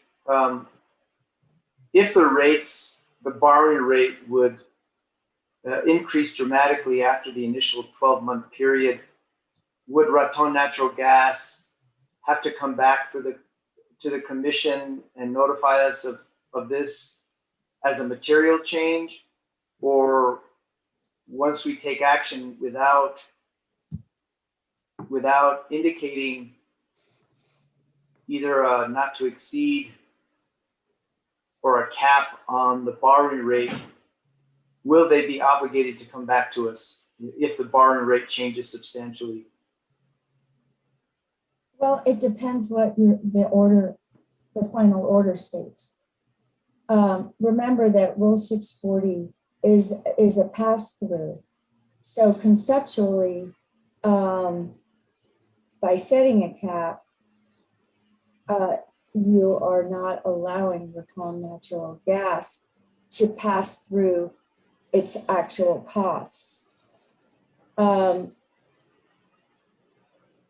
Perhaps if you are concerned about knowing whether the interest goes up on the loan, or if the interest rate exceeds 4.75%, you could state in the final order that would be a material change, and then you would request Raton Natural Gas to come in and revise its application. And so that way, excuse me, you would have notice both of the increase, and then in a subsequent proceeding, the commission could take that into consideration at that time as a changed circumstance. And I only bring that up, Mr. Chairman, members of the commission, because I believe interest rates for lines of credit are currently below 4%. And I realize I can't introduce any new information to this proceeding. And that and another reason why I raised the issue is that there wasn't any kind of comparative analysis of other financing instruments. And so that's the nature of my inquiry, but I certainly don't want to hamstring Raton Natural Gas. So I'm a little indifferent in that we are going to approve a variable rate that could be subject to change every 12 months within the 48-month period. So I will hold back. I was going to propose an amendment to indicate the interest rate as a not to exceed the current secured rate of 4.25%, but I don't want to create additional red tape for Raton Natural Gas. I think they've been very prudent in the way they conducted business during the extreme weather event. I think their desire to minimize rate shock for their community, I think, is also prudent. So maybe I'll just kind of wait to see if there's any other discussion on this. But those are the only friendly amendments that I offer, Mr. Chair. Thank you. Mr. Chair, so I would consider language to the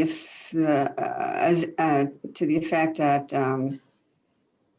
there should be a cap on the. I would consider a friendly amendment language to the effect that if either that we both that we state a cap, and if the interest rate has to, following this initial period, has to increase, then I would like to have language inserted that such that Raton Natural Gas needs to come back in and seek approval for a higher rate, if that's all they can find. But I appreciate Commissioner Maestas bringing up this point, because I actually had a little question in my mind too, whether 4.2, I thought I saw 4.25%, but whether that was the best rate they could find. They didn't shop around. They say they didn't have an opportunity. We've heard that from another company. So certainly it was exigent circumstances, but if there's an opportunity in the future to shop around, I would like to see that happen.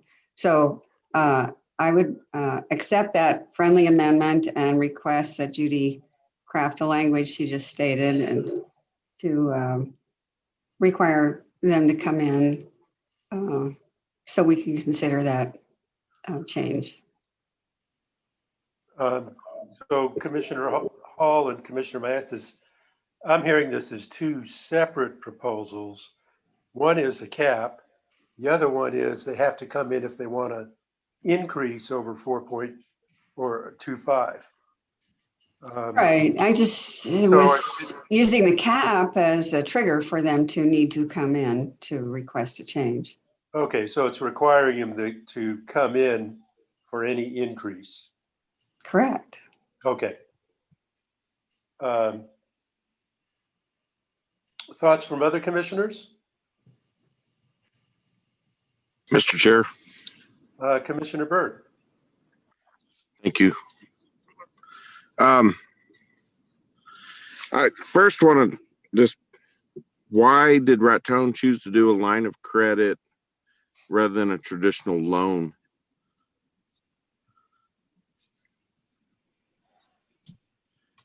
We don't know.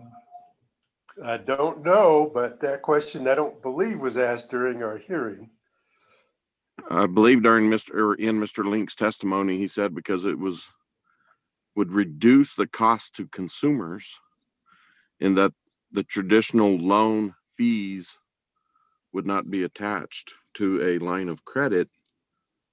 And so they were seeing it as an opportunity to save further money. If you remember, there was additional fees mentioned in Zia's proposed plan is to also cover the additional fees related to the loan itself. Correct. But here, those fees are waived because it's considered a line of credit. So it's kind of a roll of the dice on Raton's part that the loan, even though it is one loan, it's just going to be reapproved every year, that the interest isn't going to change or change substantially. Initially, that was my exact thought as well. We'll just fix our order to say they can't go above the current interest rate. But as I've thought about it and tried to reason through, it should go without stating, but let's state it for the obvious. We are very concerned about rate shock to consumers. Each each of us as commissioners, I think I can speak for all 5 of us in that we're trying to protect our consumers, even though technically the AG's office has been tasked with consumers. But the other part of our responsibility is to protect companies to make sure they remain fluid and viable. I find it interesting that we seem to be willing to make sure that consumers are not unjustly charged for services that they are receiving. But at the same time, we don't mind ensuring that the companies lose money.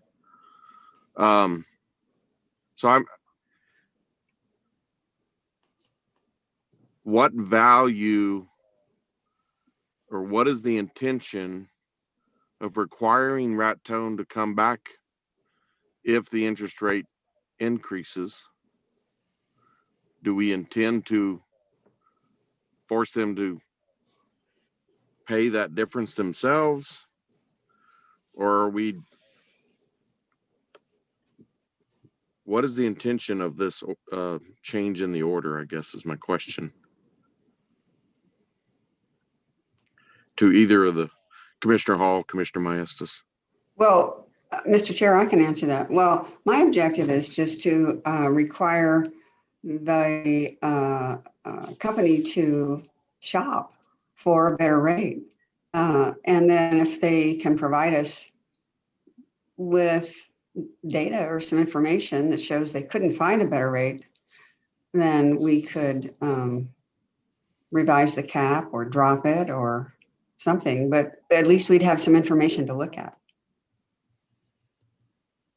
Let me just add to that as well, because I don't know whether the line of credit was collateralized in any way, but perhaps since the bank has been doing business with Raton Natural Gas, and if the interest rate does go up, maybe there's a way the bank can have Raton Natural Gas perhaps add more collateral to keep the rate down. I don't know. I'm not a banker, but I'm a little worried about the likelihood of inflation going forward. And maybe if we had a rate increase trigger to bring them in and discuss other alternative mechanisms to finance this debt besides a line of credit.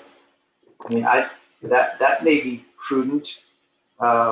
So I'm thinking, I mean, if it goes from 4.25 to 4.5 to have them come in, maybe adding just way too much red tape. But if there's a full percentage point increase, then I would become a little more alarmed and would like to hear why they're continuing with the line of credit. Are there any other options to fund the remainder of the debt? Because I assume this may occur after the initial 12-month period. So that's kind of my rationale for doing that, for suggesting that. Judy, do you want to? Judy, go ahead. See, he's already taken over. Just the ambition is just dripping. Thank you, Commissioner Fisher and Commissioner Maestas. What I'm hearing is that the commission wants to know if the interest rate changes in a year. Can you speak up a little bit, Judy? Your voice dropped. I lost the part at the end of the sentence. Yes. I'm hearing that the commission would like to hear if the interest rate changes, either increases or decreases in a year because it's a yearly rate. Perhaps the simplest solution would just be to make the approval for 1 year, have Raton come back in, and then inform us that what if it's decreased? They could then decrease their adjustment as well. Or if it's increased, then as Commissioner Hall stated, they could tell us why and that they shopped around and that this was the best rate that they could get. But at least we'd have that opportunity in a year. At the time before they re-sign for another year of the loan of credit. I would support that. Commissioner Vicente Aguilar, do you have a thought on this one? Thank you, Mr. Chairman. We've heard two companies for the extreme weather event rate shock. Why are we treating Raton Natural Gas differently from Zia Natural Gas? Zia Natural Gas, we granted them 36 months, and we didn't give further instructions for them to return after 1 year. And now we are requesting that Raton Natural Gas to come in after 12 months. I don't understand the difference. My observation is that Raton Natural Gas, according to their testimony, that they're very strong. They're considering their small community. They've been in business for a very long time, and they seem to have a very good working relationship with their local bank. That's the way utilities operate their businesses. They know their community, they know their bank, their local bank, but I don't understand why we come from a different area of the state and we're teaching them to shop around. I don't understand that. I don't agree with that. I just believe that Raton Natural Gas is a committed utility company serving their local customers. And I don't think we should imply that they should come back to the commission in 12 months. I think I'm good with the 48 months proposal and leave it as that. Thank you, Mr. Chair. Commissioner Maestas. Mr. Chair, if I just may explain, Commissioner Vicente Aguilar, Zia's debt instrument that they used was a conventional loan at a fixed rate, and I believe it was below 4%. But here with this line of credit, we're dealing with a variable rate that's a bit higher, at a higher rate than what Zia had secured through a fixed rate loan. And so we just want to ensure that that we monitor the rates associated with this line of credit. And that's why we're treating Raton differently than Zia. I'll weigh in here.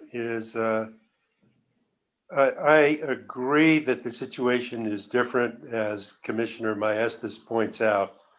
A fixed rate 5-year loan versus an instrument that can change every year. It is essentially variable rate as far as the customer is concerned.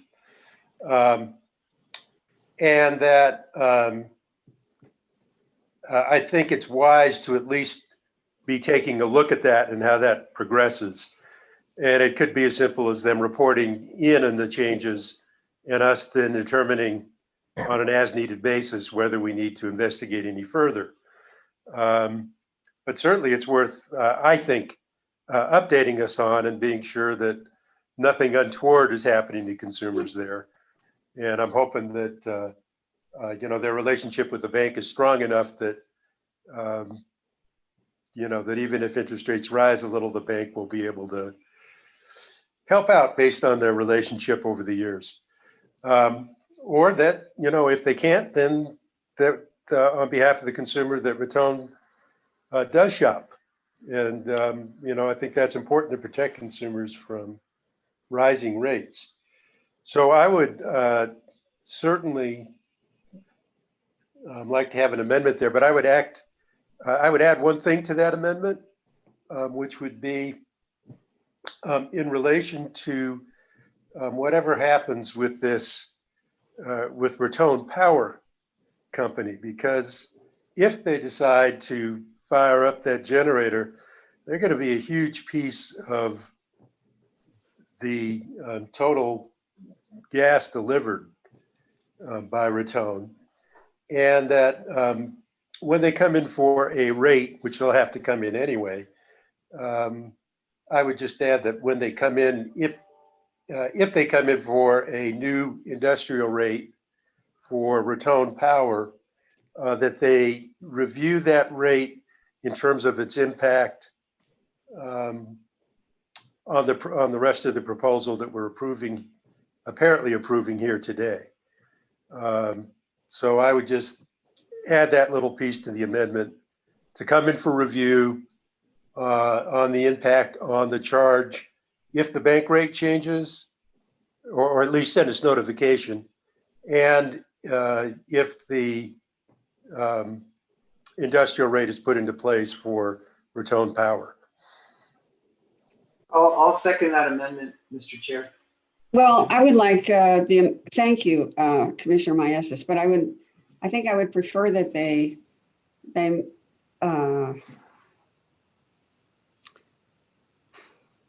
well, I guess if they notify us, that would be sufficient. You could do it separately if that's better, if that's where you were headed, Commissioner Hall. Well, I'm just concerned that a notification might go neglected. I'm not sure we have strong enough systems in place to catch things like that. So it might be better if they come in. And I don't know whether they can go back to their bank and renegotiate their rate at their line of credit. Maybe they could do that. But if it's a variable rate, I don't see how that works. Well, it's fixed for a year. It's fixed for a year what they're doing. So I think we're good there. Okay, so fine. So if at the end of that year period, the bank seeks to increase it, then at that point, I think it's perfectly legitimate to require them to try to find a better deal somewhere. I don't think, by the way, that it's a big imposition in terms of management. It's just letting us know exactly what they've worked out and basically following their regular procedures, and then us not yapping too much when we talk. Well, that's fine too. If they find a better deal in advance of the end of the year, well, I guess they won't know till the year elapses. So, okay. So what are you saying then? You're saying don't have them come in unless they cannot find a better option? Well, they notify us if there's an increase, and we can decide whether we need to have them come in. Mr. Chair, just a point of clarification. Sure. If we only grant a 12-month approval, then they definitely have to come back. That's true. Well, that's correct.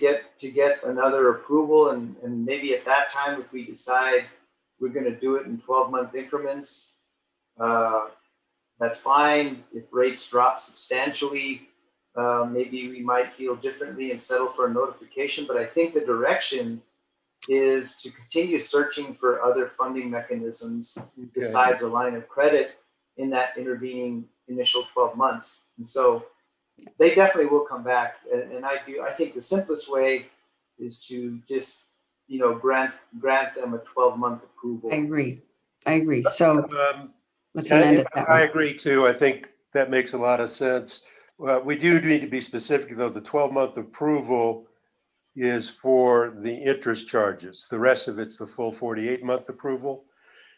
So we're not coming back and reviewing the whole case. They're just reviewing the interest. Right. Judy, is that clear? Is that clear as mud? I believe somebody should make a motion to clarify, but the way. Well, I'll restate my motion then. My motion is to approve the recovery plan as revised in their supplemental rebuttal testimony to move to the 48-month period for cost recovery, and requiring that at the end of a year period for which their line of credit is provided, that they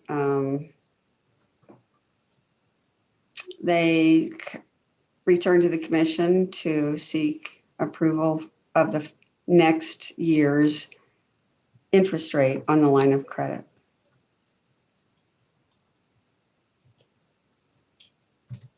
And when I say return to the commission, I think that doesn't capture what Commissioner Fishman was saying, actually. I think we want a notification from them, not a return to the commission. We want a notification of their new proposed line of credit rate from their bank for us to become aware of. So they have to notify us of that. So sorry. Well, I think that Estes was saying that he was good with it, just requiring them to come back in a year for hopefully what turns out to be a quick review. Okay, so And, just a review then of and we can, I'm fine with that and tossing out the notification idea. Okay. And just saying, come back in a year, just, submit a filing, can be pretty brief. Let us know what's happened. Let us know what you've done in terms of refinancing. Right. For the upcoming year. I was just trying to give her some language for the purpose of the return. Yeah. So, okay, Judy, go back to return and for the purpose of revision, reviewing the next year's proposed interest rate on the line of credit. Mr. Chairman, Commissioners, this is Michael Smith. Thanks, Mike. I think for purposes of how this would be handled procedurally, I think that an approval of the new loan and the new interest rate is required from the commission. And I think we have to ask them to make their application to the commission with sufficient advance notice so that a case could be conducted even on an expedited basis, so that that could be concluded in time for that new loan term to take effect. We don't want to have a bridge problem between two different loans. So how would you phrase that, Mike? I think I would ask them to come in to make a filing, I guess, to make commercially reasonable efforts to find to refinance the loan in advance of the expiration of the existing time for the commission to address the proposed refinanced loan. And I think we could probably leave that up to them, but I think you'd probably want to have at least 30 days, 45 days, something of that nature. Mm-hmm. Judy, do you feel you've gotten sufficient direction there? Yeah, the way I understood your motion was that the approval would be the recovery plan as revised by the supplemental rebuttal testimony of Mr. Link for 48 months. And 45 days prior to the end of the term of the loan, the line of credit loan, 45 days before the end of the 1 year term, they would come in and file a case asking for approval to refinance either for another year of the loan, what the interest rate would be, and also show it that they made commercially reasonable efforts to find others, perhaps other sources of funding, but that it would be limited, the interest on the line of credit would be limited for 1 year, and they have to come back in 45 days before the end of the year to get approval for either continuing the year, another year, or who knows, maybe they'll find a fixed rate loan that they like better. That's the way I understood it. That sounds correct. Any other commissioners have any? Just that motion would also just reflect some of the changes that I had outlined in paragraph C and D in the draft order in the decretal paragraphs. Yes, I have those down. I have your deletion of decretal paragraph D, and I have the changes that you made to paragraph C to say 48 months and to get rid of the 12% monthly increase cap as requested.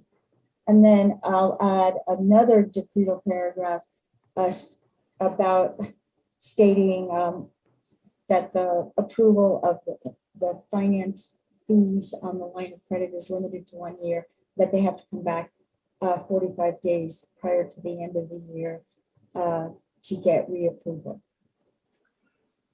And then I'm good with that. Other commissioners, we're pretty good with that. Well, at least 3 of us are.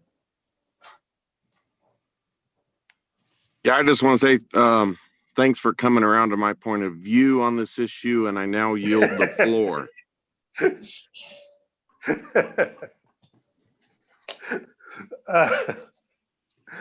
Then I have one other amendment to suggest. I brought it up a minute ago, but I think it's just making a separate letter on the decretal stuff, which would be to say, when they come in with an industrial rate, if they come in, please delineate its impact on recovery from other customers from this price gouging event.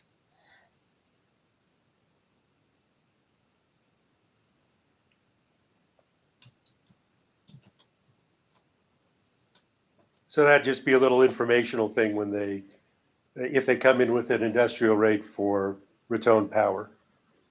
And commissioners, any comments on that? Thoughts? I'm fine with it. Yeah, I agree with it.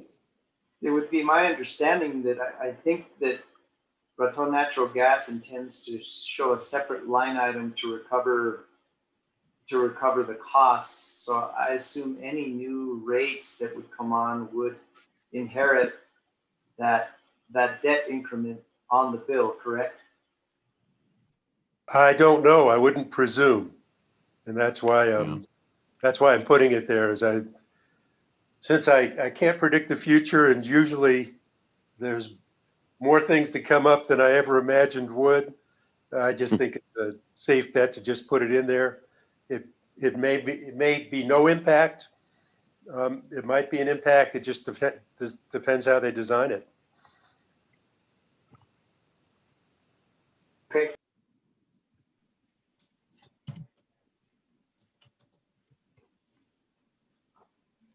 I would say it would now be time to take a vote.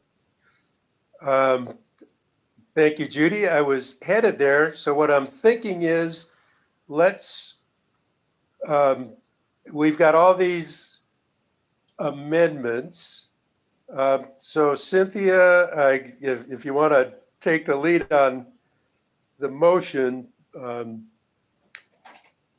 we should probably move with all the amendments, have Judy read the amendments, and then take a vote. Commissioner Byrd, before we go forward with that, go ahead. Thank you, Mr. Chair. I just wanted to ask if Ms. Amir has this in writing. Have you gotten all that written down already? In very quick typing on the previous order, I've tried to write it down, and I can make it sound better and send it to you all if you want to take a break. Maybe that's the best. Or you could share it, put it up on the screen, and then we can all be looking at it. Yeah. Right, but right now the sentences are half formed. How long do you need, Judy? Right. 20 minutes? I was going to say Half hour? 15 minutes will be fine. I'm gonna Because give you 20 to be safe. Okay, And that way we'll be back at 12:15. that's perfect. That's fine. Okay. Sounds good. Yep. Terrific.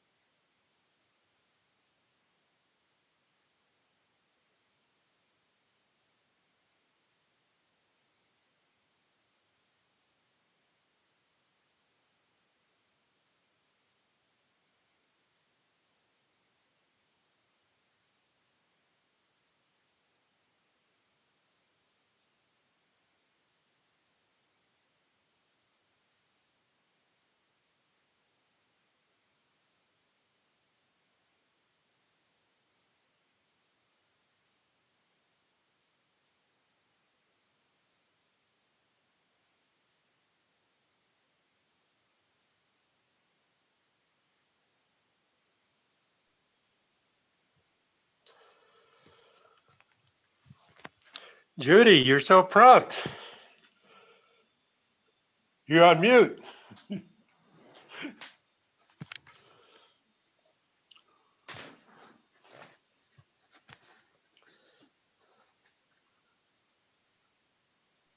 Yes, I'm on mute, and I think the reason I didn't email it to you is because Isaac said he was going to put it on a screen share. Oh, I'm sorry. I lost you. You need a Oh, screen share? Isaac is starting the screen share. Oh, great. And if there's any typos, I can fix those. I was working quickly. Okay, I'm just gonna check everyone here. Commissioner Byrd, I'm here. Commissioner Hall, here. Here. Commissioner Vicente Aguilar, Here. Judy, lightning speed, thank you. Yeah. So let's take a look at the amendments here and be sure we all know what's going on.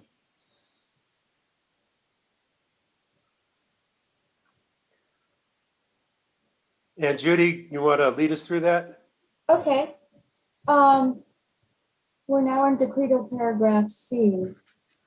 I also want to mention that the proposed order was written prior to me reviewing the supplemental rebuttal testimony of RNG. And so the decretal, prior to the decretal paragraphs, there'll be a paragraph inserted about that. But that being said, you've heard what that is, and Mr. Lynn testified to it.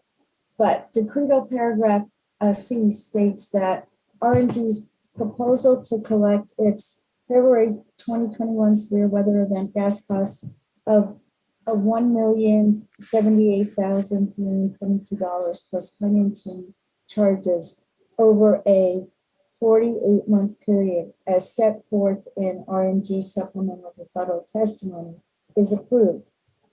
The approval of the financing charges on the line of credit is limited to, maybe it would be better to say the current first year term of the LLC. Anyway, I can make that change. No later, excuse me? Go ahead. No later than 45 days prior to the end of the LOC first year term, RNG shall file an application with the commission requesting approval to either continue the line of credit for one or more subsequent terms. The application shall include the following information. And I'm thinking I should move number 3 up to the number 1, which would be explain if the LOC's interest rate is increasing or decreasing for the subsequent years and why. And then number 1 would become 2, efforts made to find alternative sources of financing at the lowest possible rates. 3, the amount of interest and fees for the LOC's subsequent years. And 4, if another source of financing is requested other than the LOC, a request for approval of that financing's interest rate and fees. And I can go on to the next paragraph, or we can work on this one. Judy, I think the word current is limited to the first year term of the, okay. Yeah. That's all right. That'll work. It's in the first year, right? Are they in the first year of that line of credit? I thought he had it for some time. I might be wrong, but You said they'd had one in the past. Right. That was what I thought he said. Okay. That they It had been 3 years. Right. They had one in the past and then they got this one now for this event. I didn't understand what you said, Judy. What? I didn't hear you well enough. That R&D had a line of credit in the past that had ended. As Commissioner Byrd stated, it seems like they hadn't had anything for the past 3 years. Okay. And then, as I recall his testimony, then they got this line of credit for this event. For this purpose. Right. Okay, fine. So first is, using the word first is fine. Okay. Well, why don't you say current? Then we know exactly what it is. The current. Or you initial, say but I'm first? happy with first. What? I just suggested initial. Initial. Well, I just Initial mean, term. since he's had some in the past, this really isn't the first, even though they're not consecutive. Well, I guess we could say is limited to the first year term of this LLC. Yes, that fixes it. And we could. Well, I guess. What's wrong with current? Yeah, you could just say to the, limited to Yeah. the current term of the LOC. Yeah. Okay. English majors agree. Thank you. It's the most concise statement. And I agree with the rest of it. I liked her proposal. All right. Well, would you like me to go to the next paragraph, D then? Which is, Isaac, can you scroll to the next? Yeah. Okay. If R&G in the future files an application for an industrial rate for Raton Public Service Company due to increased demand by RPS, the application shall delineate, it should be impacts on other customers from the weather event and the extreme pricing event. And it should say delineate the impacts. Okay.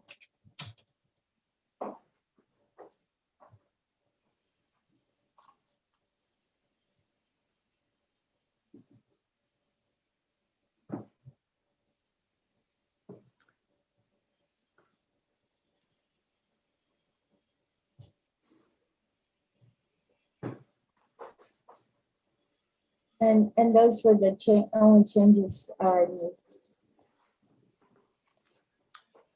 made. Yeah, I believe we. Those are fine. I'm with that change, I'm satisfied with this language of the amendment. Did you have some other comment, Commissioner Fishman? No, I'm very comfortable with what we see here. Other commissioners? Any thoughts here before we do a vote? Can we go back just so we can see the revised, yeah, in its entirety?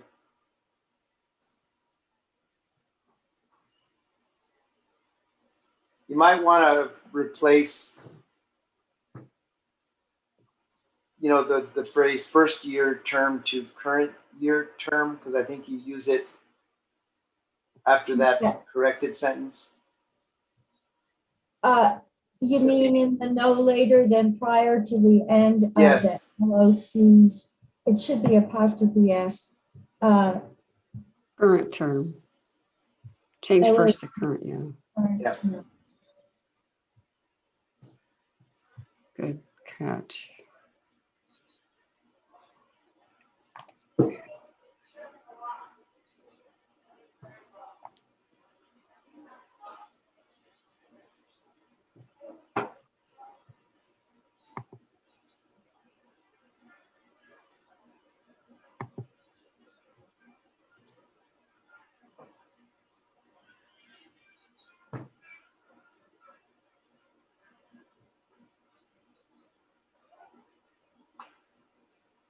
I think maybe as you enumerate what we're requesting, starting with the application shall include the following information, it should be like a written explanation if the LOC's interest rate is increasing. Excuse me. And then number 2, documented efforts made to find alternative sources of financing. And I think the rest are okay.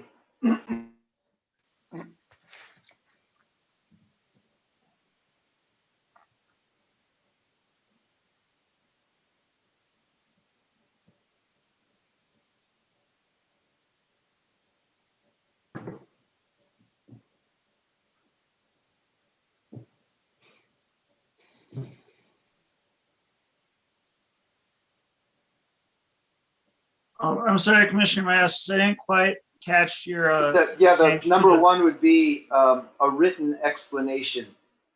If Explain in writing, or written explanation. I just feel those should stand on their own, right? Good point. Is it all right if they give us an explanation instead of an explanation? I prefer an explanation. Okay. It's a tough crowd, Isaac. Don't worry about it. Just continue. Judy, you don't have to put up with us. Do you think he doesn't know that by now? Right? I think it looks good. I agree. Judy, do you mean to have that question? Well, I just wonder why she has the question mark after why. Probably not. Yeah.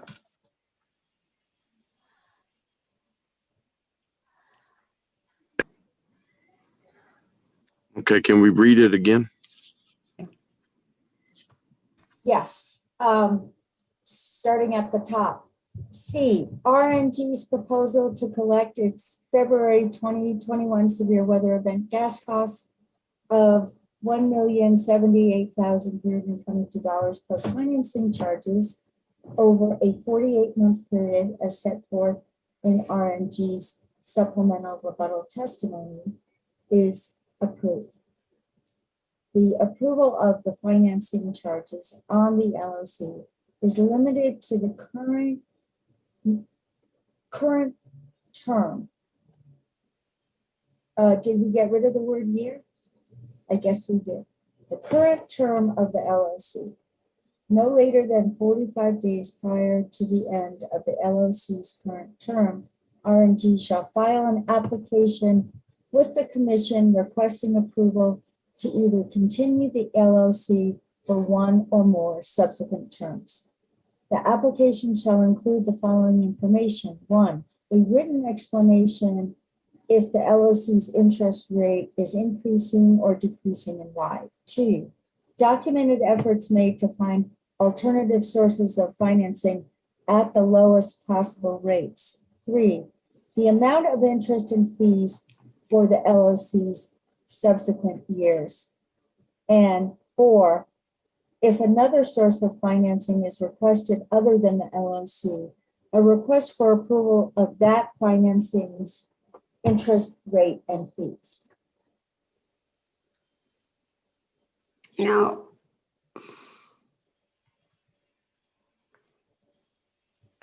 let's see. And number 3, the amount of interest and fees for the LOC's subsequent years, plural, or do we mean that to be singular? Isn't it only possible to know what the next subsequent year is? Well, I think we might have. Go ahead, Judy. I'm sorry. Well, yeah, I mean, given the fact that we're writing this about the future, we don't know, for instance, if they'll be able to negotiate like a 2-year term for the LOC. Because at that point, 12 months, or maybe they'll get a 3-year term for the LOC. Because at that point, some of the 48 months will have decreased, and maybe the bank will give it to them for whatever the rate is for 3 years. I really don't know, and I don't think any of us know. So, Okay, so, well, the parentheses fixes that problem. right, that's a good fix. Okay. Just one last comment on maybe semantics. I think we're referring to the current active LOC as the LOC, but for subsequent years, you know, with the possibility of having alternate financing, I would refer to the LOC as AN and LOC. So, good point. In number 3, right? In number 4, for sure. Well, in number 3, it seems to me you could take out the two words, the LOCs. Just take out those two words and that clears that up. Because an LOC will be an option, but the LOC is simply just the first year. Right. And this phrasing leaves it open to alternate financing forms than an LOC. Yep. Thank you. Tight. I want to uphold the reputation of us as a tough crowd, so I'm just trying to do my part. You're shining today. So huh? with that, is it a line of credit or an line of credit? It should be A. A. He's correct. See? Oh, this is pretty much getting dazzling, isn't it? And the same A needs to be inserted in number 1.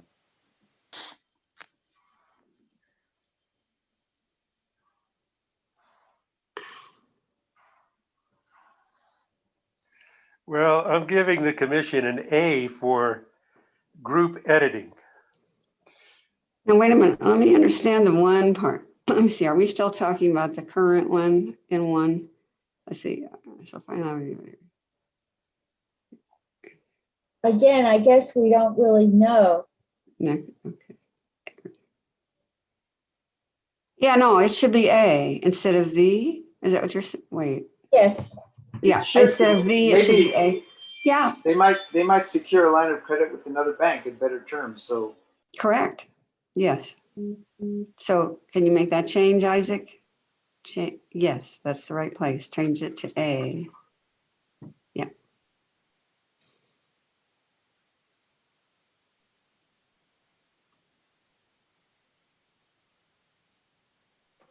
can we Okay. vote? Yes, I was just going to say, all the eagle eyes have descended on this paragraph, and now it's multicolor. Commissioner Hall, would you like to just make the motion as amended? Yes, I'm happy to. Okay, hang on a second. Find the right language. So I would like to move to approve the order. If you'll just give me 1 second, I want to read it right. Finally.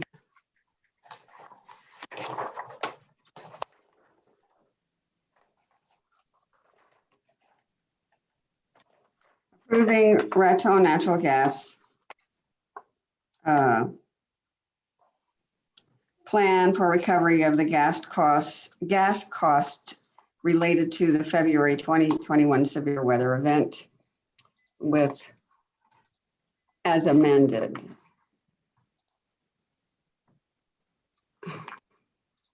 I'll second that. Thank you. And I was going to read this amendment language, but I don't think it's necessary since we have it written in. Agreed? Judy, do you agree? Okay, fine. I We have a agree. motion and a second. Let's take a vote. Mike? Commissioner Fishman, Aye. Commissioner Byrd, Aye. Commissioner Maestas, Aye. Commissioner Vicente Aguilar, Aye. Commissioner Hall. Aye. The motion as amended is approved by a vote of 5-0. Commissioners, thank you for your collaborative efforts on this. Every time we collaborate, we just come up with better stuff. So thank you all. And I guess we'll see you all tomorrow. We're adjourned. Wait, Aye. don't we have to Oh, vote go on the ahead, whole Jim. order? Pardon? Do we need to vote on the whole order? Oh, I thought we just did. I That's thought what the I- amendment. No, it was the whole order. I started Okay, out good deal. saying, Either way, it was an aye vote for me. okay, Thanks for clarifying. yes. Okay, guys. Aye. Thank you. Take care. Bye.